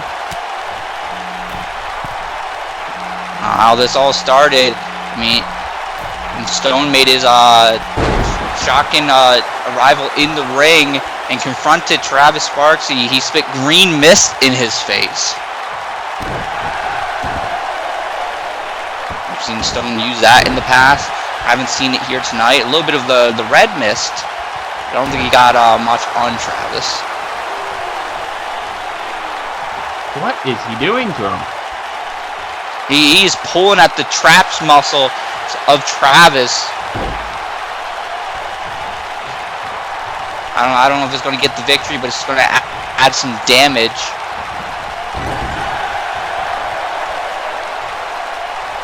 He's throwing Travis into the corner again. Oh, they just ran into each other.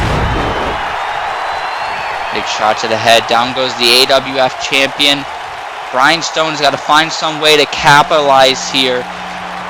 Getting deep in this matchup. This has got to be maybe Brian Stone's biggest match to date. Travis Sparks, he's been in the big matches before. He's been successful in the big matches before. He knows how to pull it out. Can Brian Stone get the job done? That's going to be the question on a lot of people's minds right now. I'll tell you what, the only way Brian Stone's going to win this match is if he gets a weapon. If he doesn't get one, he loses. That's going to be the entire reason why he doesn't. Look at that. Spanish fly from the top rope. And Travis going in for the cover. Is that enough? Is Travis going to walk out of here with... Oh, I thought he was going to walk out of here with 2 titles. But not the case. At least not yet. This match continuing.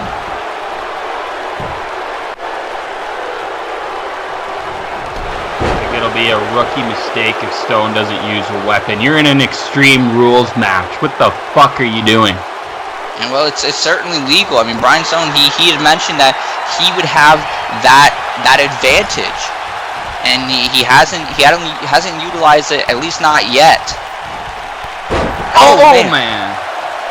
It was very impressive. The stomps to the chest. And now Stone up on the middle rope. Knees in the midsection. He was able to do a flip backwards and hit the knees in the midsection again. Travis is down. Stone trying to find some way to capitalize. What is this? Oh, the moon stomp. And now, oh, there's the mist. That's the green one that he used, as you said. That's right. Maybe looking to use it again. Unflatterly taunt there. Look, Travis up on his feet. Stone exchanging some words with the AWF champion. Is Stone about to... He's getting a little too cocky. Oh! Damn! Travis Sparks, I don't even know where he got it. He had the green mist. He just spit it in the face of Brian Stone, and Stone is down. He can't see. And then Travis on the top of 630. And ladies and gentlemen, that's all she wrote.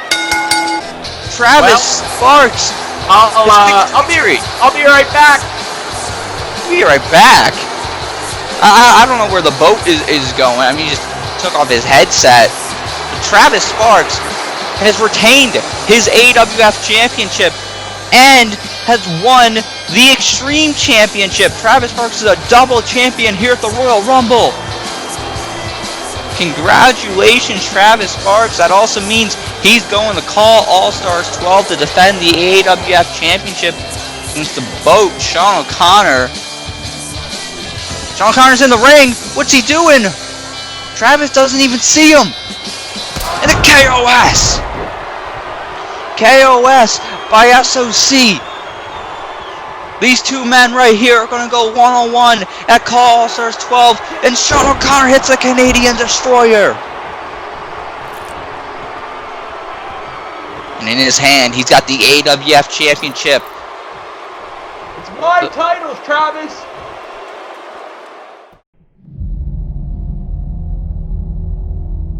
There was an idea to bring together a group of remarkable people. To see if we could become something more. So when they needed us, we could fight the battles that they never could.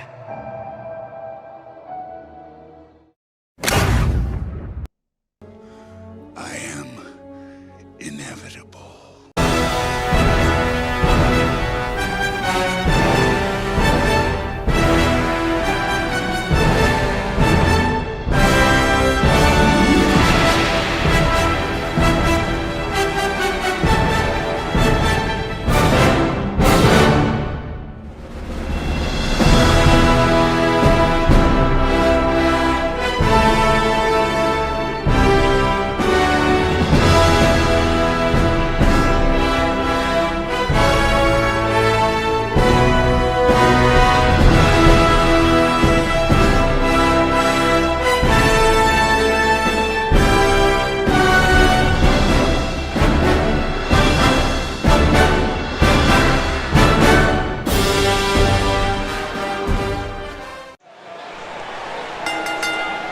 And ladies and gentlemen, it is now time for the World Heavyweight Championship to be decided. And folks, for this matchup, I'm being joined by a very special guest. Join us from ECF, Jared Extreme. Welcome aboard. Well, Philip, it feels good to be back. It's been a little while since I've blessed the AWF commentary team with this lovely voice, but I am here once again. And this is a big challenge for the longest reigning world champion we've ever had here in this company. Because he's going to have to go up against this man right here, a man I know very well. It's the Punisher. That's right. I mean, you mentioned it right there. You know him very well. You follow the career of the Punisher. You know, you've seen the highs, you've seen the lows. Fisk, he's accomplished a lot in this industry. He's been the internet champion. He's been tag team champion. He's been extreme champion, but he's never been world champion here in the AWF. Do you think Fisk has what it takes? Do you think he is ready tonight in Philadelphia to walk out as world heavyweight champion? Well, here's the thing. I've known Fisk for years. I've followed his career grow in ECF and in other companies. I've seen what he's done here in AWF, and he has all the tools to be the top guy, to be a kingpin in this industry. He's won, like you said, every title except the world title here, and while I'm confident that Fisk has the ability to be a world champion, the facts, if you go to every single show this man has been in, it's been over 6 years since Fisk has held any sort of world championship trophy, and that was a different Fisk. It's not the Fisk we know today. And if you asked me a week or two ago, I would have said Fisk has this, but I don't know. I mean, I want to believe in him, but something tells me he might not. That AJ Young might be right. He very well could be. The things have changed. The Dynasty has added a brand new member in Matt Black. And now we await the arrival of the World Heavyweight Champion, AJ Young. AJ Young, he has said, you know, he's offered a different perspective than you offered, Jared. He has said that while he's impressed with what the Punisher has done in this industry, he feels that Fisk is, you know, a bridesmaid and never a bride. He feels when it comes time for the big opportunities, the chances at the title, he fails each and every time. You know, we look back to Call All-Stars 10. Fisk, he challenged Brandon Wolf, who at the time was the Call All-Stars champion, and he came very close, but he fell short. The question now is, does Fisk change the story, or does the story remain the same? It's a very good question. You know, I was sitting right next to you calling the match at Glory Days 4 when AJ Young, he came and he started this record-breaking world title win. But I was also there during a very important night in AJ's career, back at Meltdown, when he lost that Call Stars Championship that was so beloved to him. So I've been here for the ups and downs of AJ's career, and maybe tonight will be another big up fight, taking out the Punisher, or maybe tonight will be a massive down, and his record-breaking reign will come to an end. It very well could. AJ Young certainly, I know he thinks he's much different than everyone else, but he certainly has seen his fair share of highs and lows. But AJ Young, in this reign as World Heavyweight Champion, you see he's holding that title high above his head. Perhaps for the final time, we'll find out how this match goes. But AJ Young, during this record-breaking championship reign, he's defeated the likes of Evan Rockville, JMI, Malik Brown, Nathan Vale. The list goes on and on. He's defeated the top names over on Superstar Mayhem. And now he faces yet another in the Punisher Fisk. Fisk, who spent the majority of this past season as the Internet Champion. Now here we go. This match has officially begun. It's Fisk challenging AJ Young with the World Heavyweight Championship on the line. Big stare down here. You know AJ's going to have to throw a lot at Fisk. I mean, we saw on Mayhem, he attacked him backstage, and Fisk was standing by the end of the night. Oh! Superman punch! It could be over right there.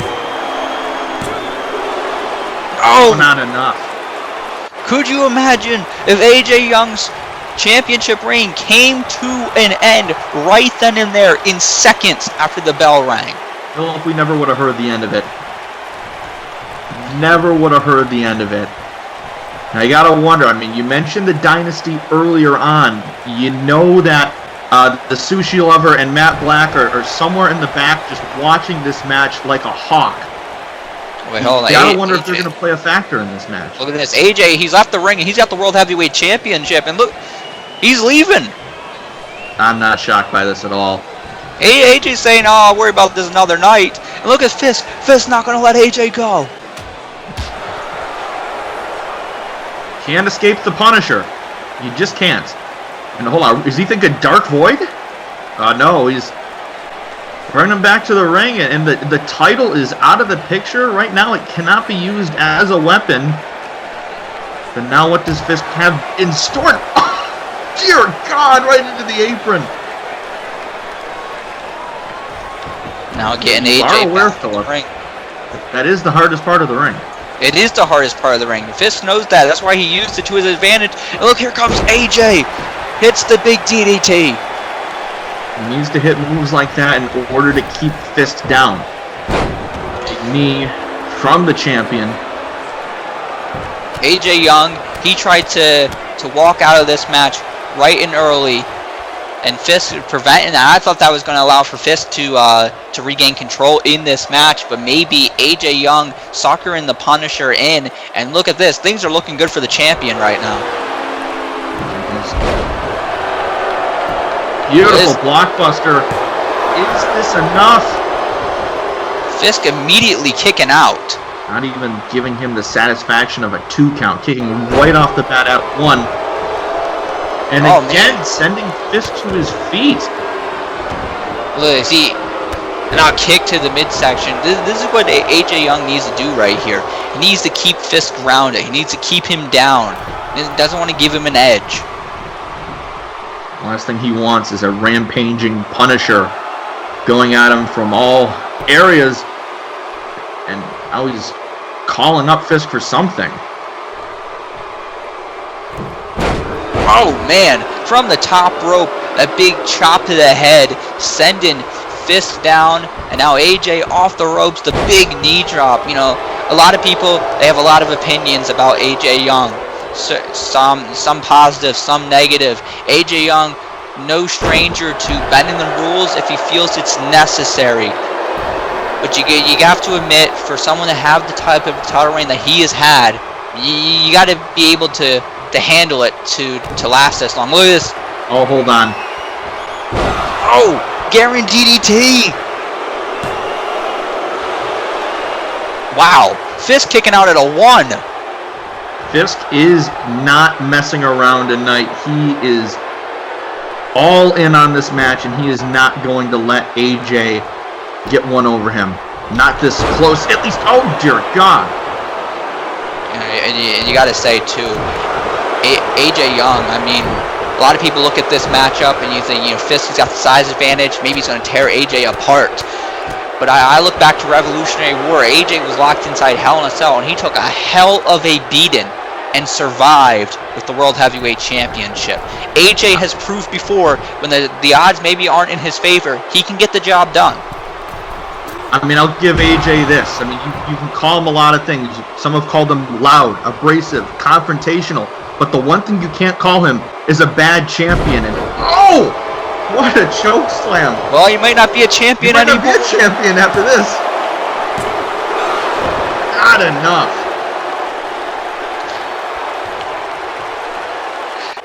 Only a 2 count. AJ Young making a mistake there. He went for a moonsault off the top rope. He missed. Fisk capitalized with the choke slam. Although he didn't get the victory, this has allowed the tide to turn here. Fisk is now in control, and he with multiple big boy sentons. That's a big boy right there. All his weight falling down on the one-man Mount Rushmore of car wrestling. Now what does Fisk have in store?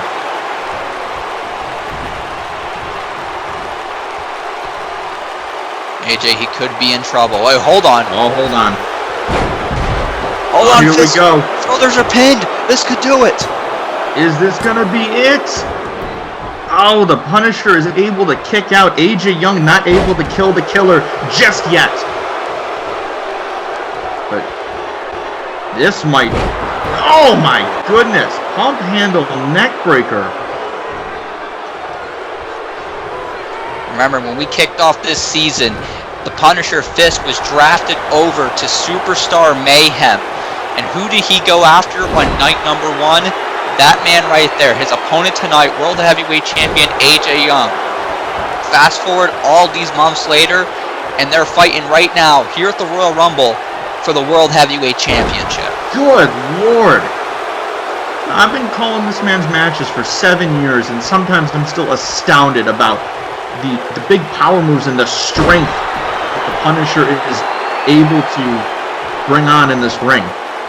Well, what we're seeing right here is what people thought could happen. Look at that German suplex. Jesus!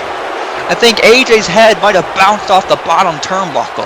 AJ might need to get a concussion test after taking that one. Oh God, and oh God. Another one! Well, if it works one time, might as well do it a second time. As well. Should I get the counter going now, or wait a little bit? Oh man! Oh! He got him with that elbow strike. He calls that one Mjolnir's Wrath. He's been using that a bit lately, a newer move added to his arsenal. Is this going to be enough to set AJ up for destruction? Oh, here we go. He's got him up on his shoulders. Now AJ escaping. Oh! But no, he put AJ down. That's Jay. That's Jay. There's that dumbass. And he just dropped him with a DDT. J-Crack trying to get involved in this matchup. And wait, hold on. Look on the other side. That's Matt Black. There's the Elite One. The first time we've seen Matt tonight, but definitely in a world of pain right now. You do not try to get in the way of the Punisher when he is on a kill streak. Oh, no. Well, choke slam. That might be it for those two tonight. Matt rolling out to the floor. Jay, I mean, he's just trying to figure out where he's at. Maybe AJ and Jay did some type of twin magic. Maybe this is their way of getting Jay in this match. I don't think so. Hold on, wait a minute. Hold on. It's AJ! not. Oh, no. Young Disaster. That's it. Won him the title. AJ Young is going to retain the title right now. Fisk's life, I think, flashed right before his eyes at that moment, but he was able to muster up the strength to kick out before 3. And as a result, this match is still going on. The Punisher is not going to let this opportunity slip through his hands like that. We've seen it before. AJ Young, we've seen him capitalize off of these opportunities, using the assist of the Dynasty. And AJ almost stole the title again here tonight. but not able to do it. He's a thief. He's a bully. He went up to me backstage. He said, "You know what, Jared? I'm going to put some dirt in your eye." And I don't know what I've ever done to this man before. There's nothing I'd like more than for AJ Young to get his just desserts tonight. But I'm an unbiased commentator, so I can't say that on TV. Absolutely. AJ Young. Look at AJ. He's taunting Fisk. Oh dear God. What's this? Hold on. Oh man! Oh! AJ Young! Look at the strength of the World Heavyweight Champion hitting that massive sit-out powerbomb. I didn't even know AJ was capable of doing such a thing. He had to use the momentum from that sunset flip attempt to be able to get Fisk up. Fisk is 265, 270. I mean, that's no cruiserweight that AJ just lifted. AJ was able to hit a super kick, and now look at this. Oh no. Submission Black applied. Friday locked in. We've seen him use this before. We've seen him use this successfully before, and now Fisk has got nowhere to go. But oh, maybe he could just use his legs to throw AJ off of him. Sometimes that's all you need to do. You know, better that he's able to get out of that hold now and not let him be stuck in there for just a little bit longer, because the longer Fisk would be in that hole, the more vulnerable he would be, and the more susceptible he would be to tapping out. And what does Fisk have in store? A massive Samoan drop. And he's going for the... There's another one. Yeah, Fisk just keeps dropping these all night. I mean, that might be all he needs to win the championship. That's going to crack a rib or two, or it's going to do some damage to AJ. But AJ not letting the Punisher fly. Oh, no. What's he got in mind? Oh, I'm scared. Oh, my God! Jesus! You want to talk about momentum? The momentum AJ needed to deliver that superplex. It's astounding. But again, you say these things and you act a little shocked, but this man has been champion longer than anyone else in the history of this company, so you can't say he doesn't know what he's doing. Redemption Road! Redemption Road! Oh, no. What? Fisk just fell on top of him! Did he, like, reverse it into, like, a cannonball or something? Either way, that is phenomenal. You know, we've seen some impressive feats of strength by AJ here tonight, but he wasn't able to get Fisk all the way up. Fisk was able to fall on top of him. This is why when people talk about size advantage, we're not just talking about the height, we're talking about the weight too. Fisk using all his weight to fall on top of AJ. What's this? Oh God, no way. No! Fisk has hops there. He's leaped over the top rope, taking out the world champion. Well, I can say this with confidence. I've never seen him do that before. This is what you got to do in big matches like these. You want to be the world heavyweight champion, you got to pull off something the champion won't expect. It's only a 2. You got to be kidding me. How is that not free? We both mentioned we've never seen Fisk do that before. AJ couldn't have prepared for it, and he was still able to kick out. And it wasn't enough to put away AJ Young. What else does Fisk need to do to stop AJ Young? Possibly another senton. And, he's taking your advice. I told him, I said Fisk to a senton. About 3 of them. About 4 of them.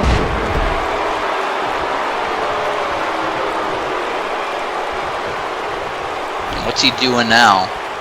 AJ's down and out. Oh God, he's on the top rope. Going to the skies once again. Oh! Went for one from the top rope, but AJ was able to move out of the way and takes down the Punisher again.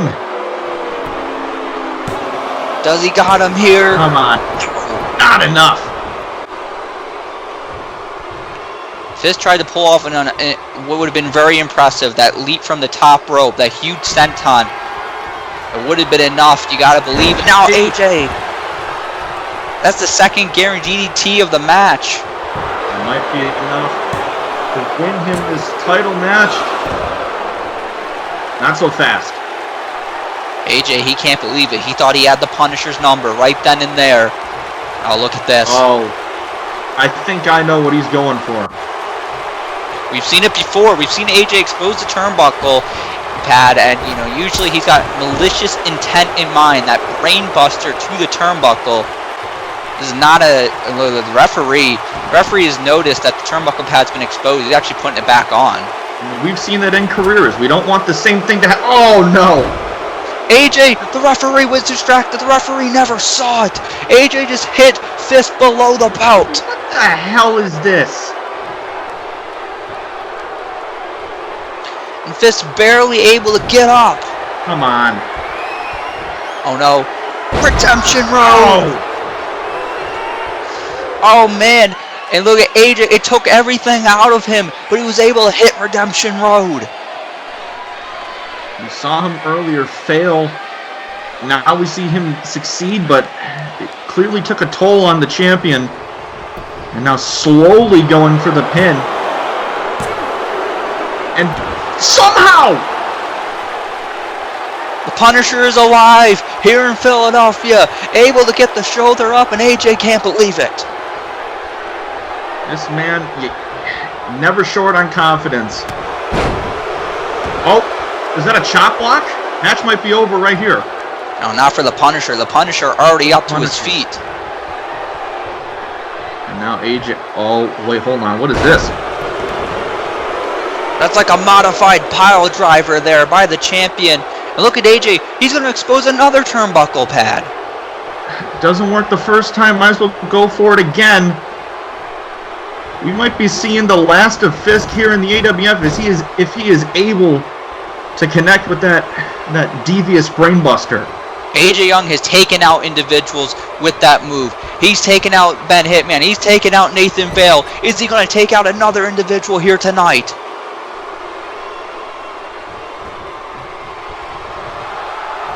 He's got him set up for it. This could be the end here. Oh no. No, don't do this. Not this way. Come on, no. Wait. Hold on a second. Oh! AJ! He went head first off the turnbuckle. Oh, that is not good. Superman punch. The tables have been turned. AJ tried to take out Fisk, and it didn't work. He wants blood. And here we go. Dark Void. The cover. Leg hook. Kicks out. Here we go. 1, 2, and he's done it. Fisk has shocked the world here tonight. Fisk came in shockingly as the underdog against the most dominant champion in AWF history, but Fisk walks out as World Heavyweight Champion. Not only that, the first ever Grand Slam champion in the history of this company. Philip, I gotta say it. I didn't know if he could do it, but after tonight, who can stop the path of the Punisher? Maybe no one. There may be no one who can stop the path of Fisk. Fisk is the World Heavyweight Champion finally here in the AWF. Someone has put a stop to AJ Young's reign of terror. Fisk is World Champion. Select the one to fight with, get it on. 10, 9, 8, 7, 6. Pick and choose the right ones, get it on. 5, 4, 3, 2, 1. Yeah. Select the one to fight with, get it on. 10, 9, 8, 7, 6. Yes, sir. Pick and choose the right ones, get it on. 5, 4, 3, 2, 1. It's time for you to get into the character. You hit or lose or hit or win, I'm only asking you. Either you beat him or you beat acting like an amateur. Either you drive or you get driven like a passenger. The fight's around the corner, so pick the one you want to. Represent your way, go head to head with your opponent. Feel it in the air, tension is electric. The glory's imminent. This is something epic, at least for one of you. So what you gonna do when your enemy is standing right in front of you? Are you gonna lose? Or are you gonna prove to everyone that never thought you win that you can rule? Cause everything is in your hands, you control it. And everything that is the past, it is over. This is now, this is everything that is. So you better make the right pick. Select the one to fight with. Get it on. 10, 9, 8, 7, 6. Pick and choose the right one. Get it on. 5, 4, 3, 2, 1. Select the one to fight with. Get it on. 10, 9, 8, 7, 6. Pick and choose the right one. Get it on. 5, 4, 3, 2, 1. Select the one to fight with. Get it on. 10, 9, 8, 7, 6. Pick and choose the right one. Get it on. 5, 4, 3, 2, 1. Select the one to fight with. Get it on. 10, 9, 8, 7, 6. Pick and choose the right one. Get it on. 5, 4, 3, 2, 1.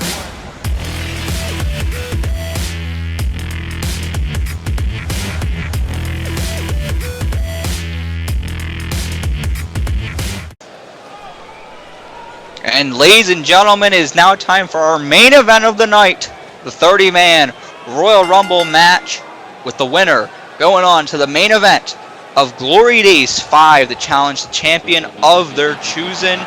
Philip Ontario here being joined again by Jared Extreme. We just saw a new champion crowned in the Punisher, and could the Punisher maybe be defended against this young man right here, Alex James?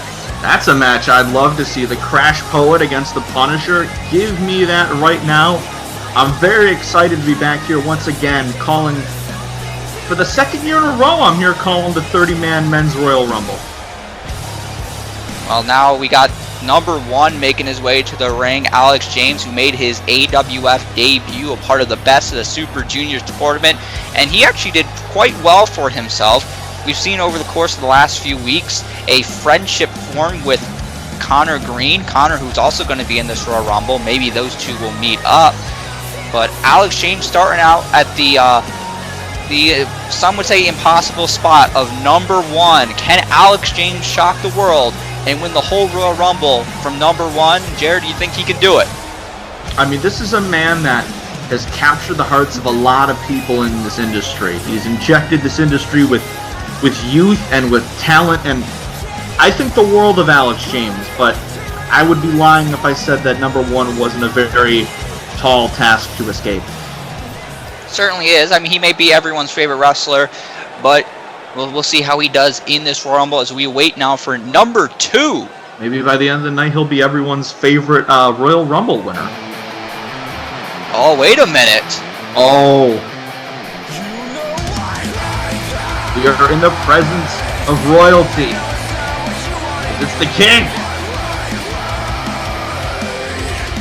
Here comes Bobby Mitchell. Alex James, of course, being a part of Superstar Mayhem. Bobby Mitchell representing Uprising.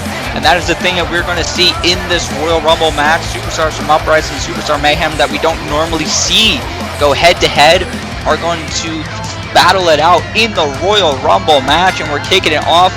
Uprising versus Superstar Mayhem. Bobby Mitchell, who almost became the United States champion on our last edition of Uprising, in fact. Came very close. Scott McShannon, who's also in this Rumble, was able to retain that championship. But Bobby Mitchell, I mean, you look at who just won the AWF World Heavyweight title. And I know Bobby Mitchell's an Uprising guy, but if you look a little bit further in the calendar, you're going to see Bobby Mitchell take on our new AWF World Champion. So you gotta imagine Bobby might want another crack at him, but this time with the stakes a little bit higher for world titles on the line. That's right, call All-Stars 12, Bobby Mitchell to take on the Punisher Fisk, hoping to walk into that night as the winner of the AWF Royal Rumble match. Let's see how the King does here tonight. He's starting out at number two with Alex James. What a way to kick things off. Two of the fastest rising stars to start this one off. Correct me if I'm wrong, but I feel as though this might be a first-time thing that we've ever seen these two go at it. this would not be. Back at Conspiracy a few years back, we actually saw Bobby Mitchell and Alex James go one-on-one, and Bobby Mitchell walked out with the victory on that night. I'm glad I've got fact checker Philip here with me. But it's still very impressive. I believe this is the first time we've seen it in an AWF ring. That would be Both correct. These men very determined to walk away the victor, but they got to outlast 28 other men. Look at this. This is how you get it done. Alex James trying to eliminate Bobby Mitchell right here. Bobby Mitchell, he gets tossed over that top rope. Both feet hitting the floor. His night will be over. Bobby Mitchell able to stop a hit and an arm drag to take down Alex James. Into the ropes he goes. And a swinging neck breaker.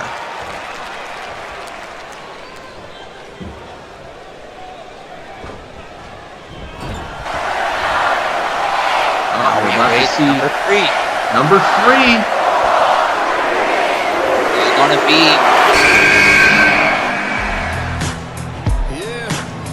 Oh, man. Representing Superstar Mayhem, former AWF champion, Big Dwayne. I'm glad you brought that up because we may right now know Big Dwayne a lot for being a tag team specialist, but a few short years ago, this man was a world champion, and what better way to get right back into that world title picture than by winning this Rumble tonight? Yeah, that's right. Only a few months ago, Big Dwayne with the tag team partner Dynamite was tag team champion. Now maybe looking to get back in singles title hunt, and he's taking it to Alex James here. Both individuals part of the Superstar Mayhem. This man right here, Big Dwayne, is a man that does not like going extended periods of time without holding championship gold. So you got to know he's very determined that. While some people may have said that, you know, AWF and a lot of these new guys have passed him by, now might be the new time for Big Dwayne to emerge as a singles threat once again. Very well could. This is the night to do it. Winner of the Royal Rumble, he goes to the main event of Glory Days 5. We got 3 men in the ring right now. Folks, it's a 30-man Rumble. We're just getting started here. Bobby Mitchell, if you want to bring up recent history, was recently involved in another Rumble match in a certain Buffalo promotion I happen to commentate matches for from time to time. He made it to the Final Four in that matchup. So he's set a precedent that he can do very well in these types of matches. That's right. Now we await the arrival of number 4. Here we go. Oh, man. Another Superstar Mayhem star entering the Rumble. It's El Martino. There's a man that's exciting every time he steps foot in that ring. He had a big win streak going on earlier in the season. Did very well in the Best of the Super Juniors tournament before he was eliminated by, I believe, Matt Black. But we've never seen El Martino go for, you know, the big title. So tonight might be his night. Yeah, El Martino, over the years, he's been part of the AWS former Cruiserweight division, the Junior division. Oh, look at that. There goes El Martino. Bobby Mitchell with the elimination. El Martino's night is over. It's your fault. Jared, it's your fault. I was rooting for him. This is upsetting. Now we're back to 3 men in the ring. We got Alex James and Bobby Mitchell, who started this one out. We got Big Dwayne, who was number 3. Oh, God! Definitely the powerhouse out of the 3 men left in this match. But remember, I mean, if some of these guys are getting tired, getting exhausted at this point, you got a long road ahead of them. We're only at entry at number 4, like you said. There's 30 men in this match. Oh, man. Alex James almost eliminating Bobby Mitchell there. Bobby was able to get out. Oh! The King able to hang on. Was not looking good for him right there. Bobby Mitchell recently, looks like there's been some... Oh, there goes Big Dwayne! I hold my thought for just 1 second. And the former champ is out of here. this is actually a man that I was just about to bring up, a man that has had some teases of some sort of alliance or a partnership with Bobby Mitchell, and that's, I'd say, maybe the most popular man in college wrestling right now, Tyler Watson. Oh, he's very beloved. Everyone has great things to say about Tyler Watson, and you know he told Bobby Mitchell that he doesn't have much time. Oh man, cross country kick! Oh no! Look at this, Bobby Mitchell, Tyler Watson. Looks like it's going to be every man for himself here. Maybe that alliance might have to take a backseat just for a little bit, because Tyler Watson does not look like he's willing to be in an alliance tonight. He wants this matchup for himself. Wait! Oh my God! Tyler Watson, I wouldn't say this is the best way to recruit people to help you out here, buddy. Well, Tyler Watson, he told Bobby Mitchell on the last edition of Uprising to not be afraid of taking maybe a shortcut, using your advantage, and maybe, you know, maybe Bobby Mitchell, since he didn't agree to any kind of teaming up there, Bobby Mitchell is now eliminated. His night's over. Tyler Watson still in the ring, still has a shot to get to the main event of Glory Days 5. Say Watson can't be arsed to team with Bobby Mitchell right now. I guess we'll have to see how things go. I mean, Tyler Watson, he could have glorious things in his future as now we wait the arrival of the next entrant in this match. Could it be? Oh man, here comes the Savage. Philip, I think someone just hit me in the head with a brick. What the hell was that? But here comes, sorry, as I try to regain my composure, here comes the Savage, Jamal Bedlam. Jamal Bedlam, entrant number 6 in this match. Jamal Bedlam, who we've seen linked to Damian Valentine since arriving here in the AWF, representing the Uprising brand. Jamal Bedlam, he's out in a hurry. Now he's in the ring. Here we go. Look, it shoves Alex James down. A tree compared to these two. Bedlam has made a name for himself over the past year or so. Showing up in, I mean, if you know a car wrestling promotion, Jamal Bedlam has probably showed up there. This man has a very impressive resume. Oh! And there goes Alex James. And this might be the end for Tyler freaking Watson. Jamal Bedlam at this current moment, I mean, he looks like he's got to be the favorite. He tossed Alex James out like he was nothing. Come on, George Sapp. Where are you, George? Get out here. Stop this heathen. This savage. And there goes Watson. Jamal Bedlam making this match his home. The savage is here.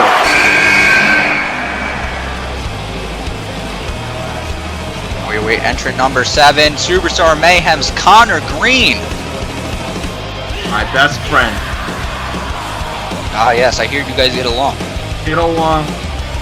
Like, I mean, this is my protege. Oh, jeez. I've taken this man under my wing. I tell him, look both ways when you cross the street. Eat green vegetables. Don't stay up too late. He's listening to my advice. Well, did you prepare him for the Savage? Yes, actually. I said if you see Jamal Bedlam, don't get your ass kicked. And so far, he's doing a bad job of that. Jamal Bedlam, I mean, he's been impressive so far since he came out in this Royal Rumble. I mean, he's already eliminated 2 men, and Connor Green coming out here, and it has not been a good start for this young man. Let's be honest, he's been impressive since he's arrived here in the AWF. I don't think many people would have expected him to be Damian Valentine's mystery partner, but I've been very impressed with their duo, and I think putting together 2 people that, some might not think that they are, super compatible or that they have a lot in common, but they've done a lot together so far, and I've been very impressed. Connor had something in mind, but Jamal Bedlam was able to block it. Connor, though, is fighting back. Oh, man. Oh. Very impressive. What is write that down. Do that again, Connor. Connor Green, he's one of the new stars here in the AWF, one of the youngest stars in the roster, and he maybe doesn't have a lot of experience on his side, but he's got a never give up attitude. Oh God. Oh, but he escapes the Savage Cyclone. He's coming out next. Don't get your ass kicked. Who's up next? Connor Green trying to get Jamal Bedlam out of here. Oh man, it's Damian Valentine. Here we go. The Heartbreaker himself. And this alliance has made its way into the Rumble, and that's upsetting. Well, there goes Connor Green. He's going home. Damian Valentine was able to sneak up on him. Look at this. I thought we were going to see Damian Valentine and Jamal Bedlam go head to head. Damian, 6 feet. Come on, Jesus. Damian is just waiting out here on the floor. Jamal Bedlam's just waiting in the ring. These guys, maybe they're going to implement their words of wisdom to these AWF fans. I mean, yeah, is this the strategy? You know, we wondered this alliance, if it was going to, dominate everyone. We got Jamal Bedlam in the ring waiting for the next entrant. Damian Valentine waiting on the floor. Oh, yes! Here's my pick right here, Philip. Well, Buddy Bannon, one of AWF's most popular stars, making his way to the ring. We've seen him go head-to-head with Jamal Bedlam and Damian Valentine on our last edition of Uprising in tag team action. We know Buddy isn't going to back down. If Buddy is one thing, he's determined. Come on, hoist him up. Win this. Eliminate the Savage. We know you can do it, Buddy. I mean, Buddy Bannon was gone for a while. Where do you think he was? He was in the ring, training every single day, preparing for this moment. Preparing to get package pile driver right in the center of the ring there? Possibly. I mean, I don't know his training regimen. I'm just reading the script. Oh my God! Impaler, DDT, Jamal Bedlam. Bedlam has used a wide variety of moves that I haven't seen him use so far since arriving in AWF, showing that he's more than just a powerhouse. He can go. Get that big lariat. We saw him use that before, and now there goes Buddy Bannon.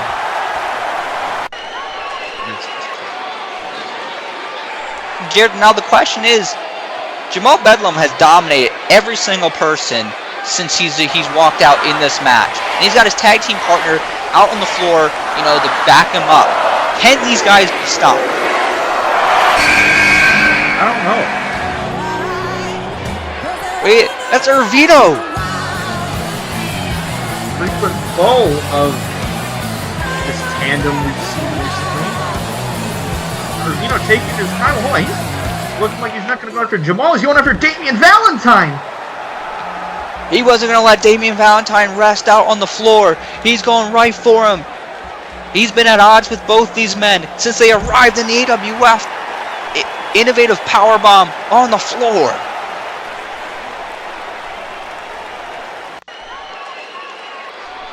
Oh, here comes a Savage. Well, maybe is there? We wondered who was going to take it to these two men. Is Irvino going to be there? Man, he just throws Bedlam into the steps. Bringing his attention once again to Damian Valentine. These guys now in the ring. Remember, Jamal Bedlam, he's out on the floor. He's not eliminated. He was not thrown over the top rope. And now we got Irvino, Damian Valentine in the ring here for the Royal Rumble. Irvino was the 10th entrant in this match. We're now a third of the way through the Royal Rumble. Irvino looking to end this streak of dominance that Savage and Valentine have had the past several minutes. But right now, Damian is proving why this tandem has worked so well. He doesn't just need to rely on Jamal Bedlam's size and strength. He can get the job done himself. And now what is this? Things Things are looking good for Damian Valentine. A chance here to prove, like you said, that he can do this on his own. Damian Valentine, certainly an individual a lot of people have their eyes on. One of those people who have their eyes on them, but not for looking for success, is Arvino, who's had a target on his back. Oh, man! Jesus! Modified German suplex. I mean, I gotta wonder why Valentine and Bedlam have focused their attention towards Arvino. Is it because Arvino arrived here and was able to get himself a title match relatively quickly? Maybe Valentine believed that he deserved it. Now we're waiting. Entrant number 11 could be one of two men. Things are about to be exterminated. Oh man, the former AWF World Heavyweight Champion, Brent Thompson, a man who has won the Royal Rumble before. You know, Brent might be a little upset that Tyler freaking Watson has already been eliminated. They had some problems on the last Uprising. That's right.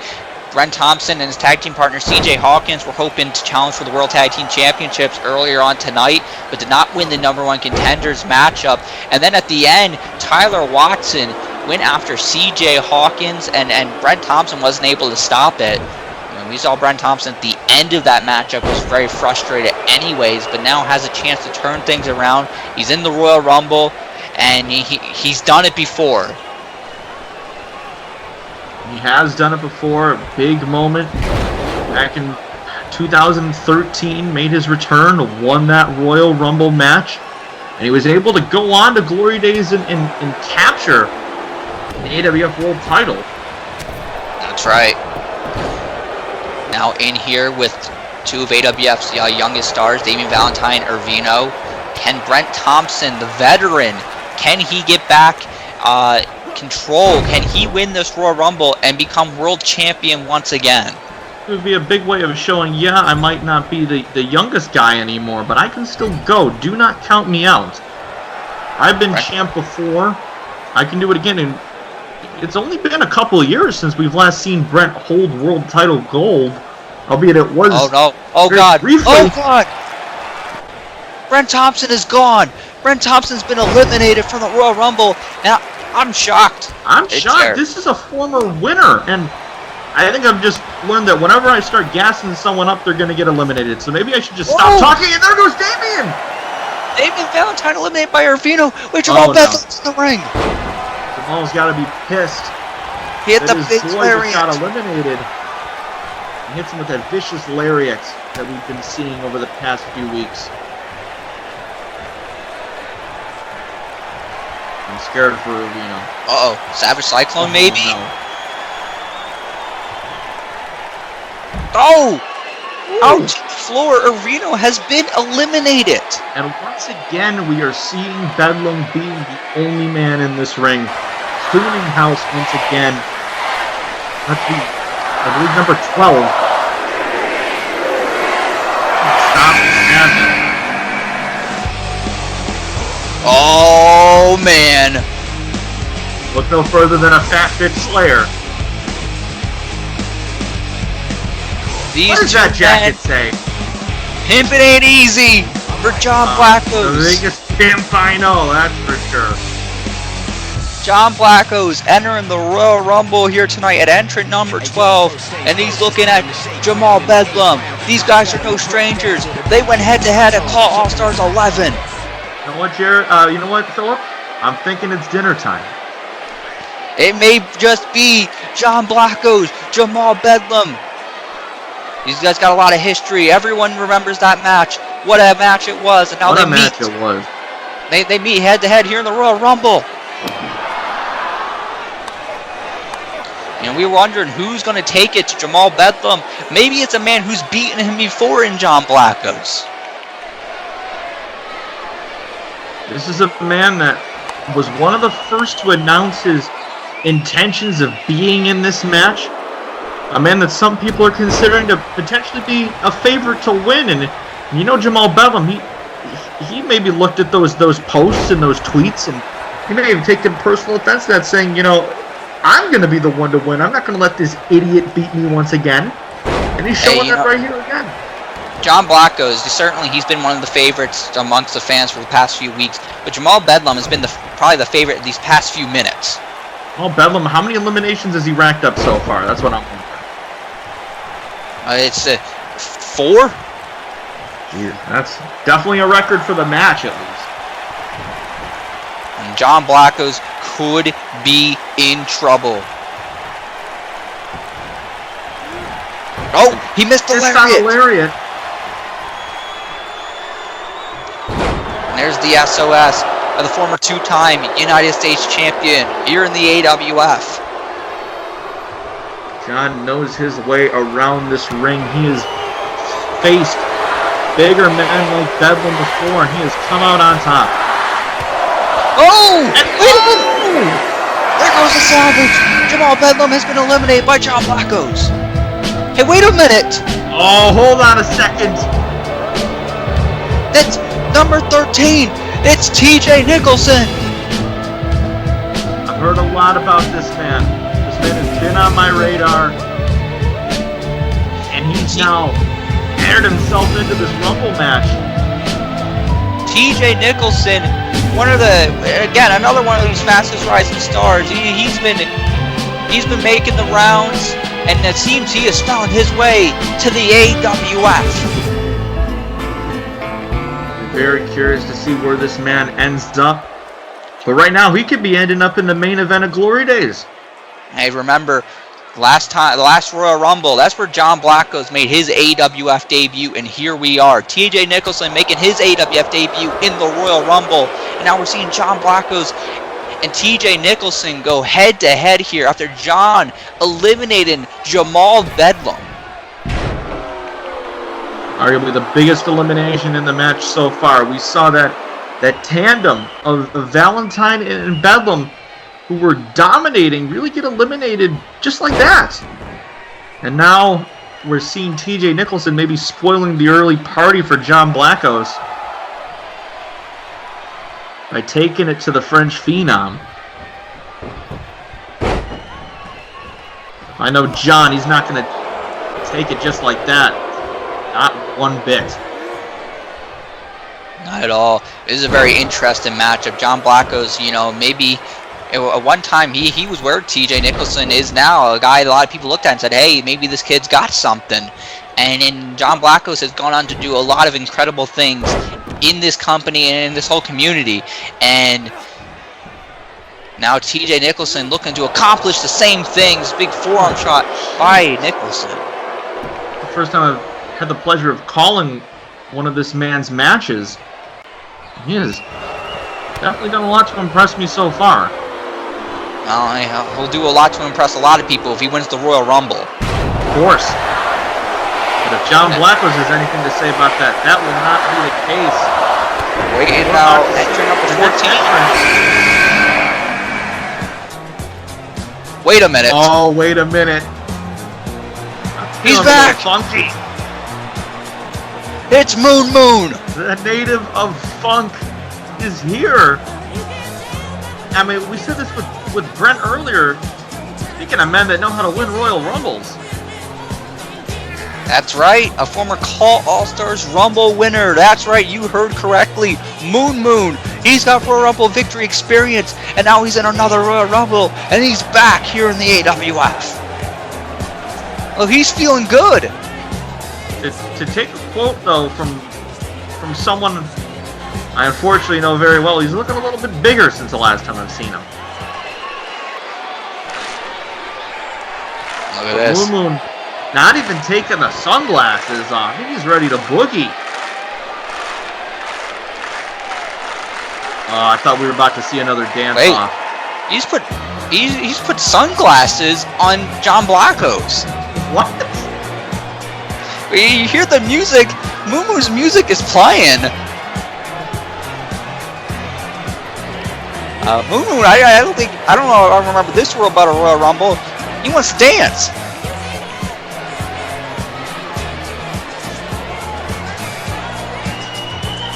Wait a minute, look at this! John Blackos, he's dancing with Moon Moon. Someone must have slipped me some acid or something. This isn't actually happening, is it? We're getting funky at the Royal Rumble. That's one way of saying it.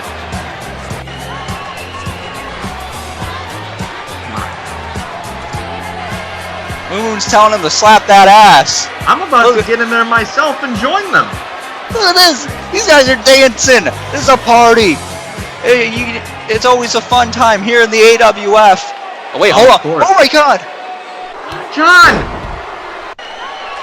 John Blacko's throwing Moon over the top rope. Moon has been eliminated, and here comes TJ. And he did it with the sunglasses on, too. That's a gift from a dear friend, John. I expected better from you, sir. And well, the sunglasses are now gone. They're gone now. TJ Nicholson knocked them right off. Now we got TJ Nicholson and John Blacko's going at it once again. I mean, Jared, what a moment we saw right there. I mean, Moon back. Certainly was a moment, yes. Not the first thing I think I expected when I agreed to call this match with you. Entrant number 15, it's George Sapp. Here we go. Here's the winner right here. Oh. Wait a minute. That's AJ Young. I quit.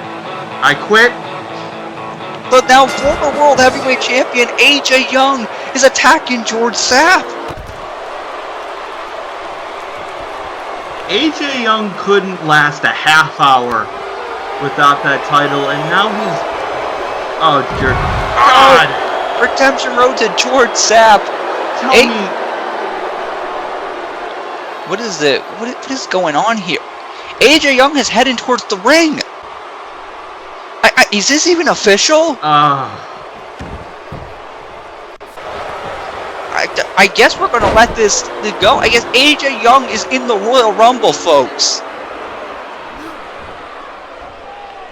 And he's trying to eliminate John Blacko's.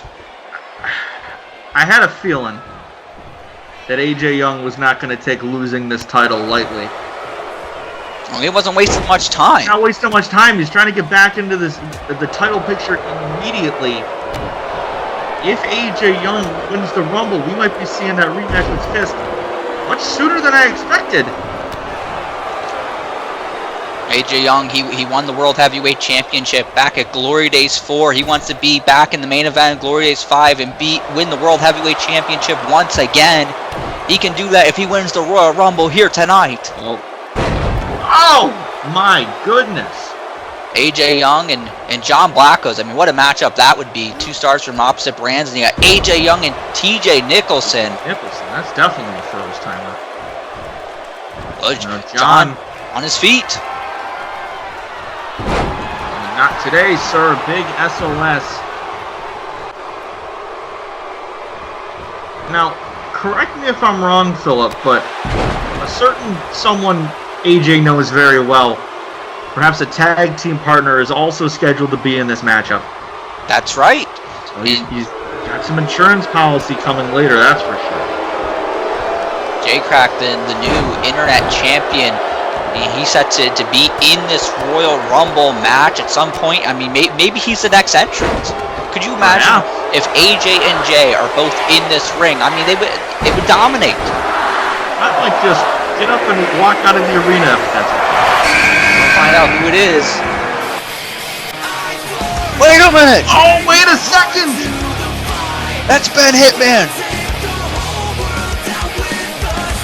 The true dynasty, the Hitman dynasty of AWF has made his return. Some people thought his career might have been over. Yeah, that's the doubters wrong. The last time we saw Ben Hitman, it was when he went head-to-head with AJ Young. And after their matchup, Ben Hitman getting dropped on the exposed turnbuckle with a brainbuster. But Ben Hitman is here and he's taking it to AJ Young. These men used to be allies, friends. Definitely not anymore, that's for sure. There is definitely not. And one thing that's important to note here, Ben Hitman, a former winner of the Royal Rumble. And maybe looking to win it once again. Hold on. Well, maybe.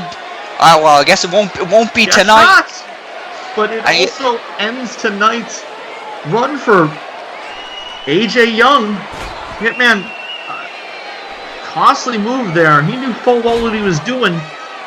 I guess he's got bigger fish to fry. He's taking it to AJ Young. You gotta believe he's been waiting for months to get his hands on AJ Young, getting the chance to do it here tonight at the Royal Rumble. What does Hitman have in store? Oh, he went for the maple knee. AJ hitting the clothesline. Look at this. AJ over the barricade. He's heading out of here through the fans. Running away. I don't believe things are done between AJ Young and Ben Hitman. Definitely not. This is a rivalry that might last forever. Knowing how much. I mean, we've seen in the past that these men are not men to easily forgive others. So I'm looking forward to their next encounter. Wait a minute. What I'm not looking forward to. This dumbass. I hear he's got a good podcast. Stupid podcast. Well, the new internet champion J-Crap, who won the championship on our last edition of Superstar Mayhem, defeating Malik Brown. Malik, who is set to be in this match. Talk about history. Maybe not here, but in other promotions, John Blackos and J-Crack have a very, very complicated story between the two of them. Absolutely.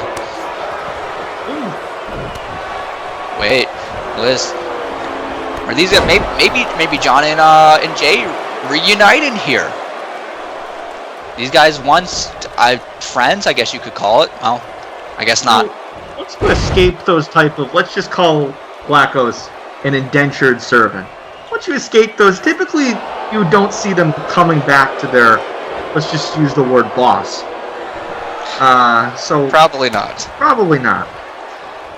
Now. And look at this, TJ Nicholson trying to take it to J-Crack. TJ Nicholson, who I got to say, has been very impressive here tonight. Very impressive. I'm very impressed. He's been in here for quite a while, taking it. He's been going back and forth with John Blackos and several people who've entered the Royal Rumble. John, he had TJ scooped up. Oh, big shot to the head. But oh, there goes TJ. Oh, there goes TJ. Impressive performance here tonight. TJ Nicholson eliminated. I look forward to see. I gotta believe TJ Nicholson. We're gonna see more of him here in the AWF. But I sure hope so. He's not starting it off with the Royal Rumble win. We got John Blackos and J-Crack now going at J-Crack trying to eliminate John.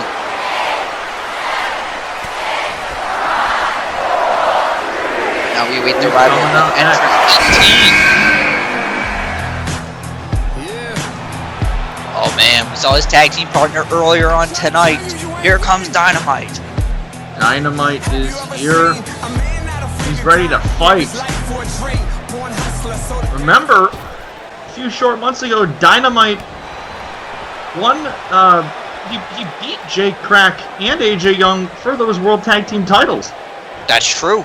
There's history between Dynamite and J-Crack. And now, look, Dynamite taking it to John Blackos. Eliminate John. Funny enough, I heard both men actually blocked J-Crack on Twitter before this match. What?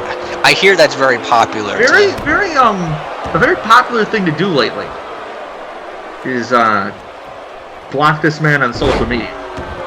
I mean, I did it myself. I hear Jay likes to make a lot of memes about people. That's what the word is. I actually got some screenshots the other day of a very explicit conversation that this man sent me, and I was appalled. I hope it's not a group conversation. Oh! See it. J-Crack able to take down Dynamite. He hit that crack mask, but I don't know if he got a Dynamite, but Dynamite already back on his feet. That's a move that Jay, albeit with a little bit of help, helped win him the Internet Championship on the past Mayhem. I mean, technically it was the move he used to get the victory, but I think a lot of people would argue Matt Black using the Junior Heavyweight Championship. Yeah, I think. But Jay, he's going to be on his own here. You got to believe, Matt Black. He's not in the Royal Rumble. AJ, who shockingly was in the Royal Rumble, but is no longer in it. I'm still upset about it. My boy George Sapp got screwed. He did. I think a lot of people are going to be disappointed about that, but Sapp Mania. Give it to me. Give me Glory Sapp. That sounds horrible. Don't give it. Jay Crack, a very obscene gesture there from Mr. Crack. Oh man, here you want to talk about favorites? This has got to be a favorite right here. Uprising's Lewis Rivers. I call him the face of First Class. Lewis Rivers had a long rivalry with his former tag team partner Walter Scott, and actually sent him packing from Uprising in one hell of a brutal match between those two.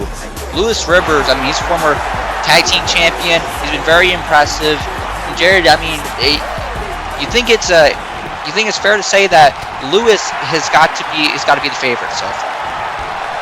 I mean, he's a heavy favorite.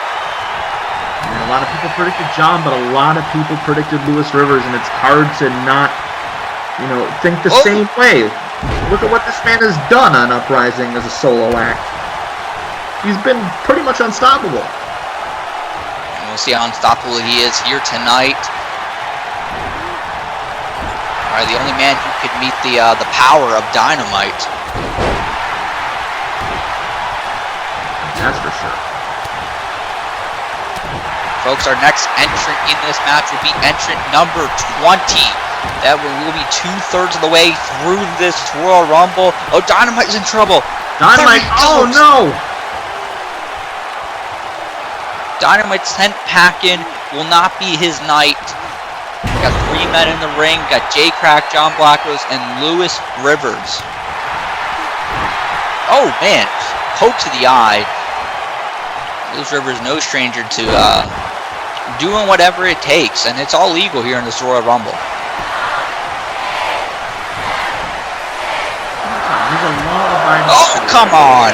Law-abiding citizen, like I said. Oh, and here comes Superstar Mayhem's Nitro. Nitro has been on the move lately. Almost recaptured the internet title back at Revolutionary War, was unsuccessful. I mean, we might be seeing the dawn of a new beginning for the Ultimate One here tonight. Yeah, maybe. This would be the night to do it. Oh, jeez! Lewis is just handing out low blows like they're candy. I mean, it is technically illegal. There are no, as far as I'm aware, there's no disqualifications in a Rumble match. Yeah, if a man who's not expected to be in the match can enter the match, I think we can allow that. Right. Look at this German suplex by John Blackrose, and look at Lewis Rivers digging the knee into the head of the Ultimate One Nitro. Nitro and Lewis Rivers, who have history in another promotion, certainly you gotta believe there might be some animosity still remaining. Hold on, it's dinner time! John hit the 450 splash on Lewis Rivers. Now we wait the arrival of number 21. Here, wait, Jay Crack. Oh man, it's Malik Brown. Here's a man that wants a piece of Jay. And now former internet champion making his way to the ring. The man that's got to feel screwed in a way. Yeah, absolutely. That's Malik. Oh, taking down Nitro. There's history between those two here over on Superstar Mayhem. Nitro might be eating a Jaguar knee. Oh no, John! He just took down his Call All-Stars 12 opponent. Oh man. Now he's going after Jay. Malik is on fire right now. He's pissed off. Take him out. Take him out. There we go. Jay Crack has been eliminated from the Royal Rumble, folks. Malik Brown getting at least a little bit of retribution? A little bit of revenge. I don't know if things are done between those two, but Malik Brown would love to walk out tonight the winner of the Royal Rumble. And you want to talk about favorites. I mean, Malik Brown has got to be somewhere near the top of that list. He's definitely got to be near the top. Former, current champion, I should say, and Jay Crack eliminated now, so looks like no chance of hashtag J2 belts at Glory Days. We're seeing Nitro and John go at it, as well as Malik and Lewis. 2 matches I would very much love to see if they were on the same brand, but we're getting to see a sneak preview of it here tonight. And speaking of sneak preview, we're seeing a sneak preview of Call All-Stars 12. We're going to see them one-on-one, John Blackos versus Malik Brown. Be a good one. Speaking of that, we got Lewis Rivers and Malik Brown. That would be one hell of a matchup. Axe suplex there from Malik. Malik, he was the 21st entrant in this match. We await the arrival of entrant number 22. He's looking pretty stacked right now. Who's going to join them? Oh, Jesus. No. Not this guy. Jared, I don't know what you have to deal with over in ECF, but every episode of Superstar Mayhem, I got to deal with this scumbag, JMI. And as I said, he's unfortunately another one of the favorites in this match. JMI could be punching his ticket to Glory Days. Well, yeah, he's the plant-based superstar here, Father Nature, the impossible whopper of the AWF. What is he looking for? Oh! John, what the hell? He just threw a series of vegetables. I think I saw corn. He threw corn at Lewis Rivers. What the? He just drank a veggie. I think it's a disgusting, nasty veggie shake, and he spit it in the face of Nitro. There's one thing I hate. It's vegetarians. They're the worst. At least the obnoxious kind like JMI. But now look at this. Malik Brown and JMI going at it. And you know, those two certainly no strangers to one another. In fact, Malik Brown and JMI, they faced each other twice, and Malik Brown has beaten him both times. I mean, it seems like it's a given that Malik Brown will beat. I should stop talking right now. Malik Brown might be getting his revenge. Wait, hold on. J-Crack. Oh no, Jay. Malik Brown able to kick Jay off to the side. Jay was trying to pull Malik Brown down. No. Oh, what is this? JMI eliminates Malik Brown at the Royal Rumble. A little bit of an assist from J-Crack, which is very interesting why J-Crack would help JMI after what JMI said about him on Superstar Mayhem. But nonetheless, what just happened? J-Crack just came out with a vegetable. Is there like a vegetable garden underneath the ring? I mean, I thought the dance-off was going to be the weirdest thing we saw here tonight, but I guess not. I think he threw a tomato.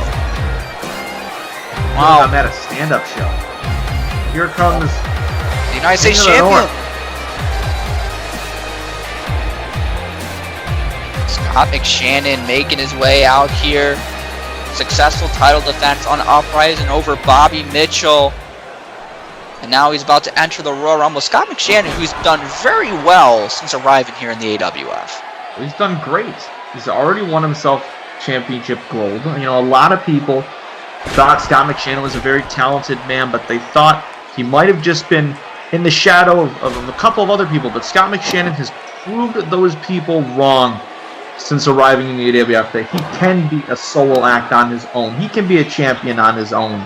And he's been, in my opinion at least, he's been a phenomenal United States champion. Well, he could be a future world champion. Very well could be. Oh, there goes Nitro. Nitro! Oh no, look, you got that weird prick over there staring him down.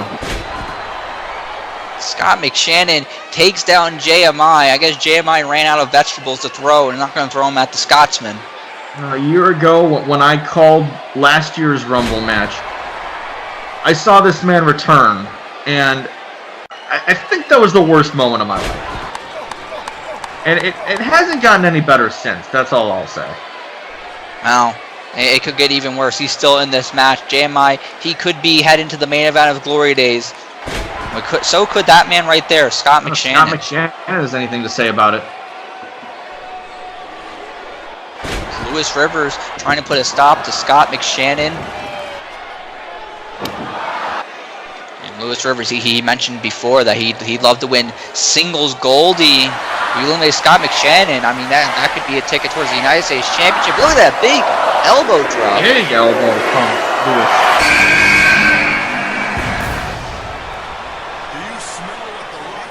Oh, wait. That's the man that won the last Royal Rumble match. That's Evan Rockville. He's back.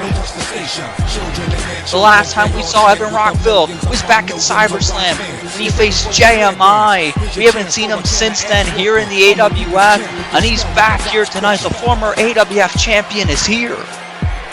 Champ is here. He's definitely looking to get some revenge on Father Nature. Look at Scott McShannon taking it. Lewis Rivers going at it.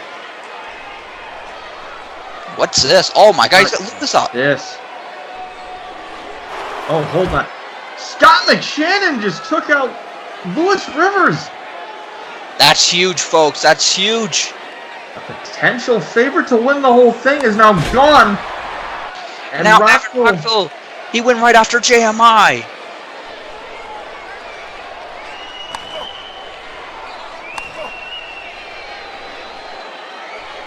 Evan Rockville has been waiting a long time to get his hands on the man who calls himself Father Nature. Rockville looking to put the finishing touch on JMI as John is about to eliminate the man that took the U.S. title from him. That's right.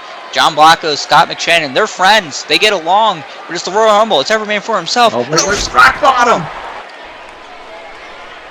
Evan Rockville, he's won the Royal Rumble before. He won the last Royal Rumble.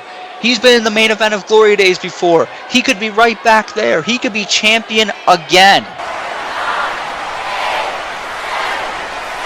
Now with the arrival of the next entrant.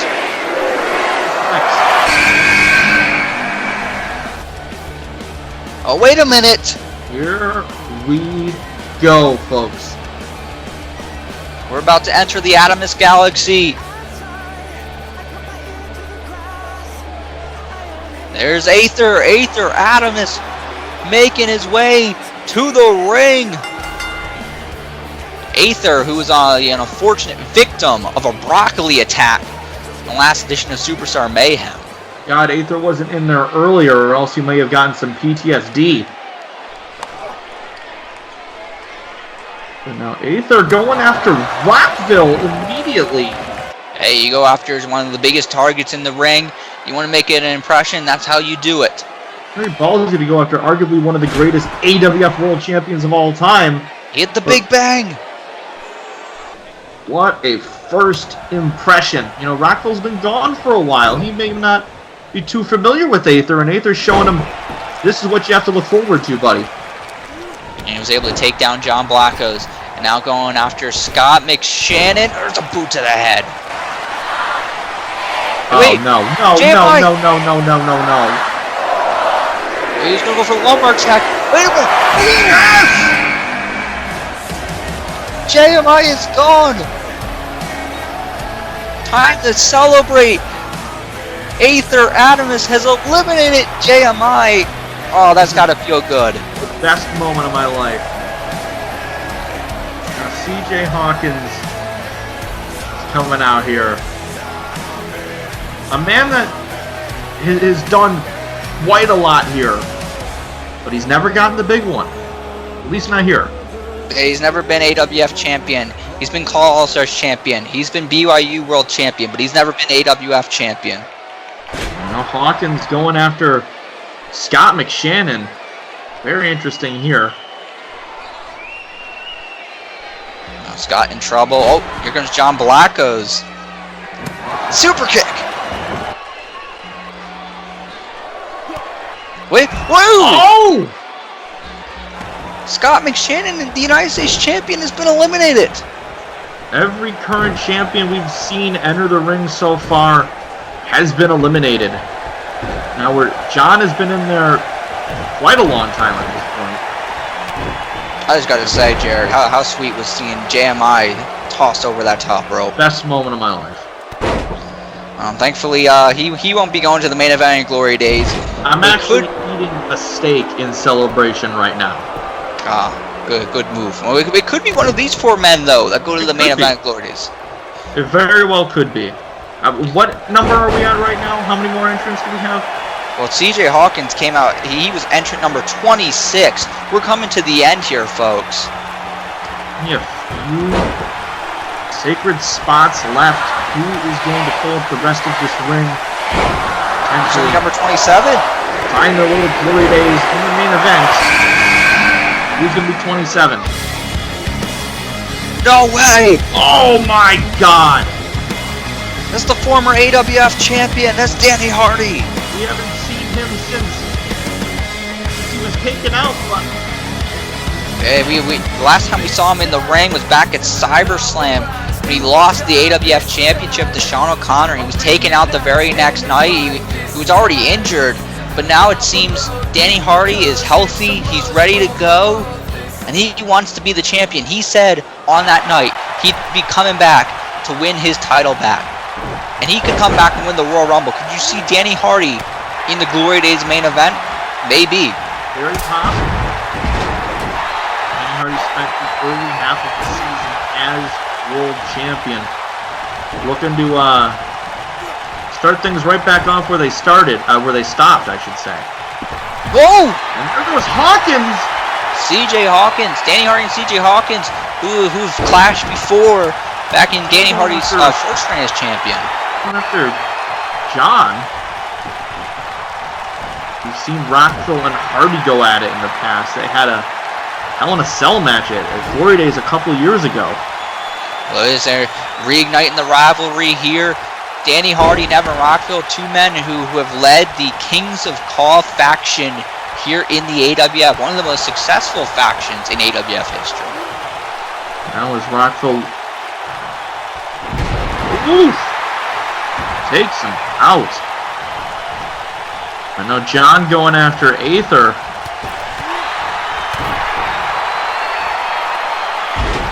I'm just glad that JMI is not here. Thank goodness. Whoa! Danny Hardy, I mean, he's got tossed all the way across the ring. I mean, a little bit more, he would have got tossed over that top rope. Here comes entrant number 28 from Superstar Mayhem. It's Jeffrey Albritton. Jeffrey is a man that had a way better showing in that Best of the Super Juniors tournament than I expected. He really put his name on the map. Unfortunately, he did not win the tournament. He came up short at the end, but he did pick up a lot of big high-profile wins. And maybe tonight's the next step, but I mean, Aether just hit him with that big bang, so maybe not quite yet. This is a huge opportunity for him. Look at the individuals he's in the ring with here. Danny Hardy, Evan Rockville, John Blackos, Aether.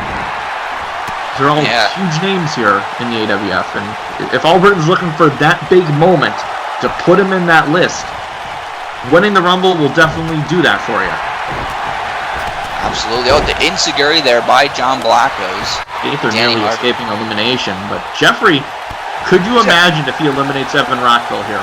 Look, Aether's helping out. Aether helping out Jeff. Oh my! Former AWF champion, Rockville gone.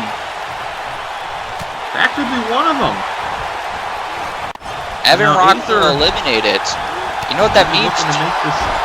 We're not going to see a two-peat.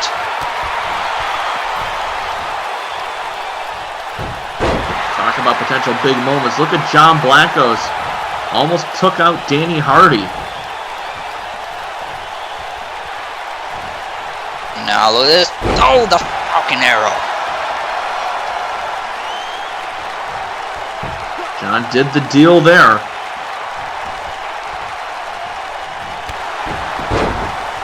Folks, we only have 2 more men to enter this match, and then that's it. No one else will enter.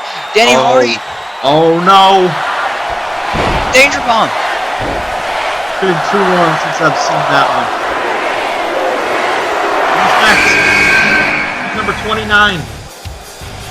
Oh, wait a minute! From Superstar Mayhem, it's the former AWF champion. It's Shawn Riley, the People's Champ.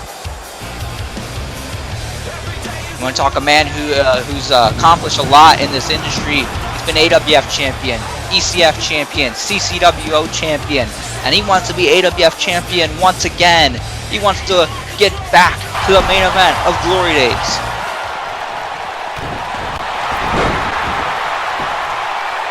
Tonight's the night where he can make that dream happen, that's for sure. Look at Riley. I haven't seen Shawn Riley in quite a bit. The last time we saw him, he faced JMI at Revolutionary War. Just don't say his name, Philip. It's a legendary rivalry.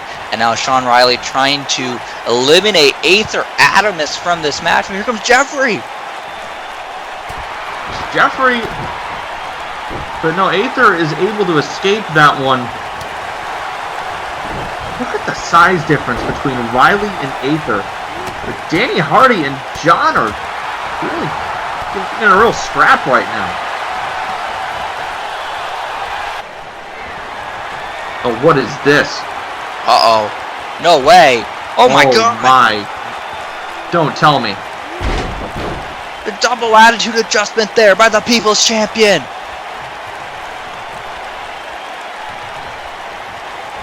And oh, there goes Jeffrey Albritton.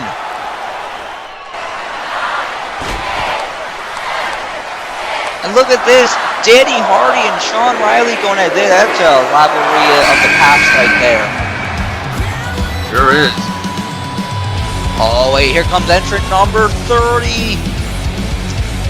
I almost forgot about him. And how could you? I mean, this is a man who has done it before and wants to do it one more time. He's been very passionate lately, speaking about how in his mind, he needs to win this Rumble. And here he comes. It's Christopher Wonder. Former 2-time AWF World Champion. One of those championships he won by winning the Royal Rumble. Oh, there's the complete shot. Could it be Christopher Wonder's night once again? You see Wonder and John Blackwood go at it in the past over the United States Championship. Sure have. John was successful back then.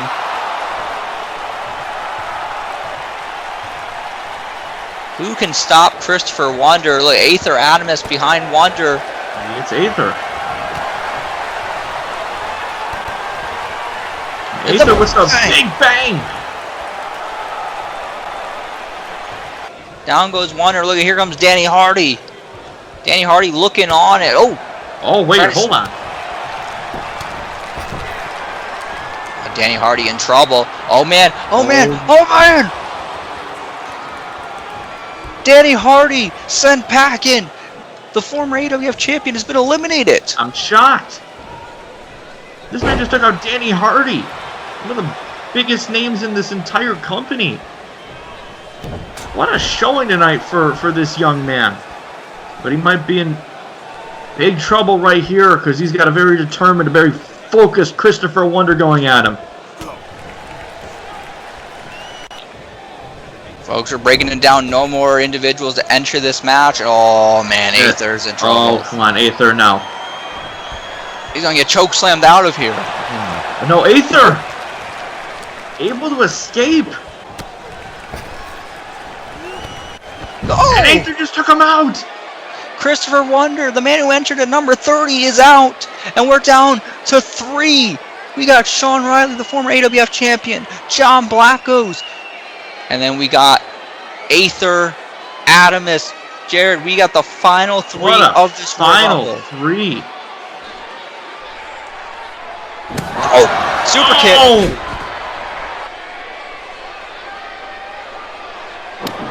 John Blacko's going after Riley.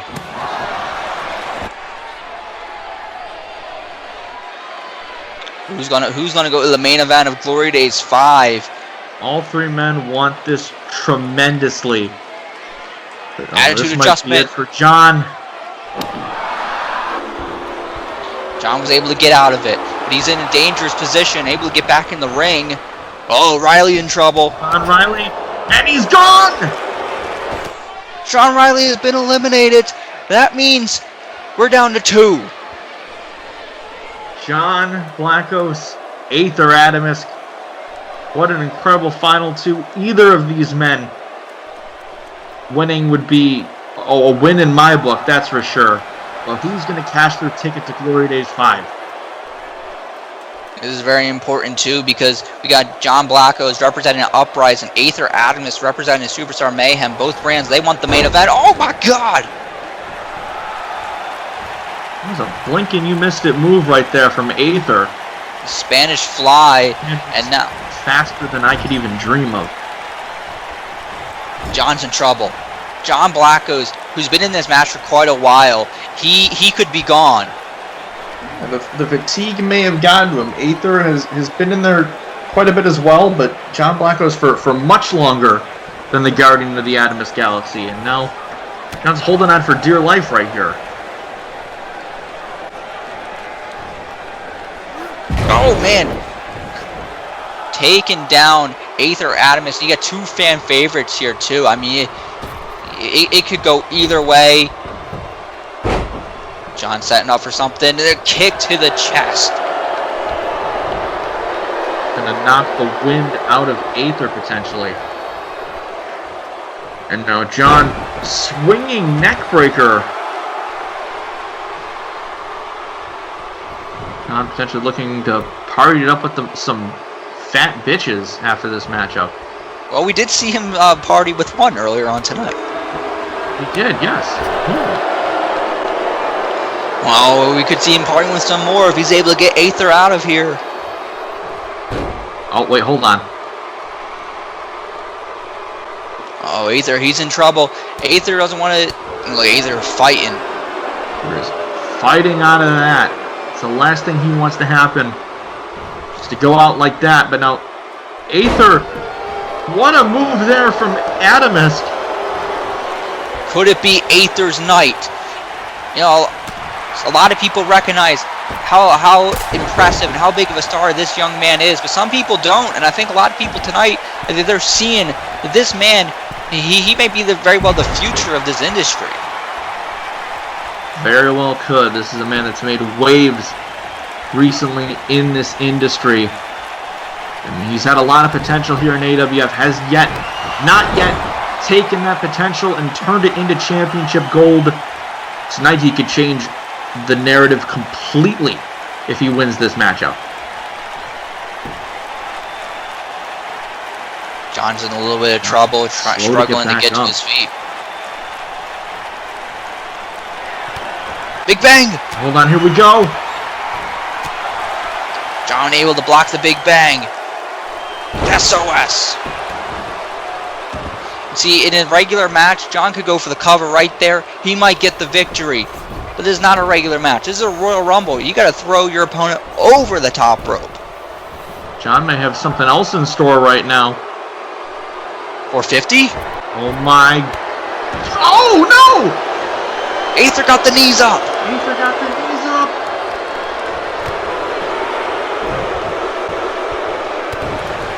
No, and John's in trouble. He's backing closer to those ropes. That's not where you want to be. This could be the end. No! John Blackos has done it.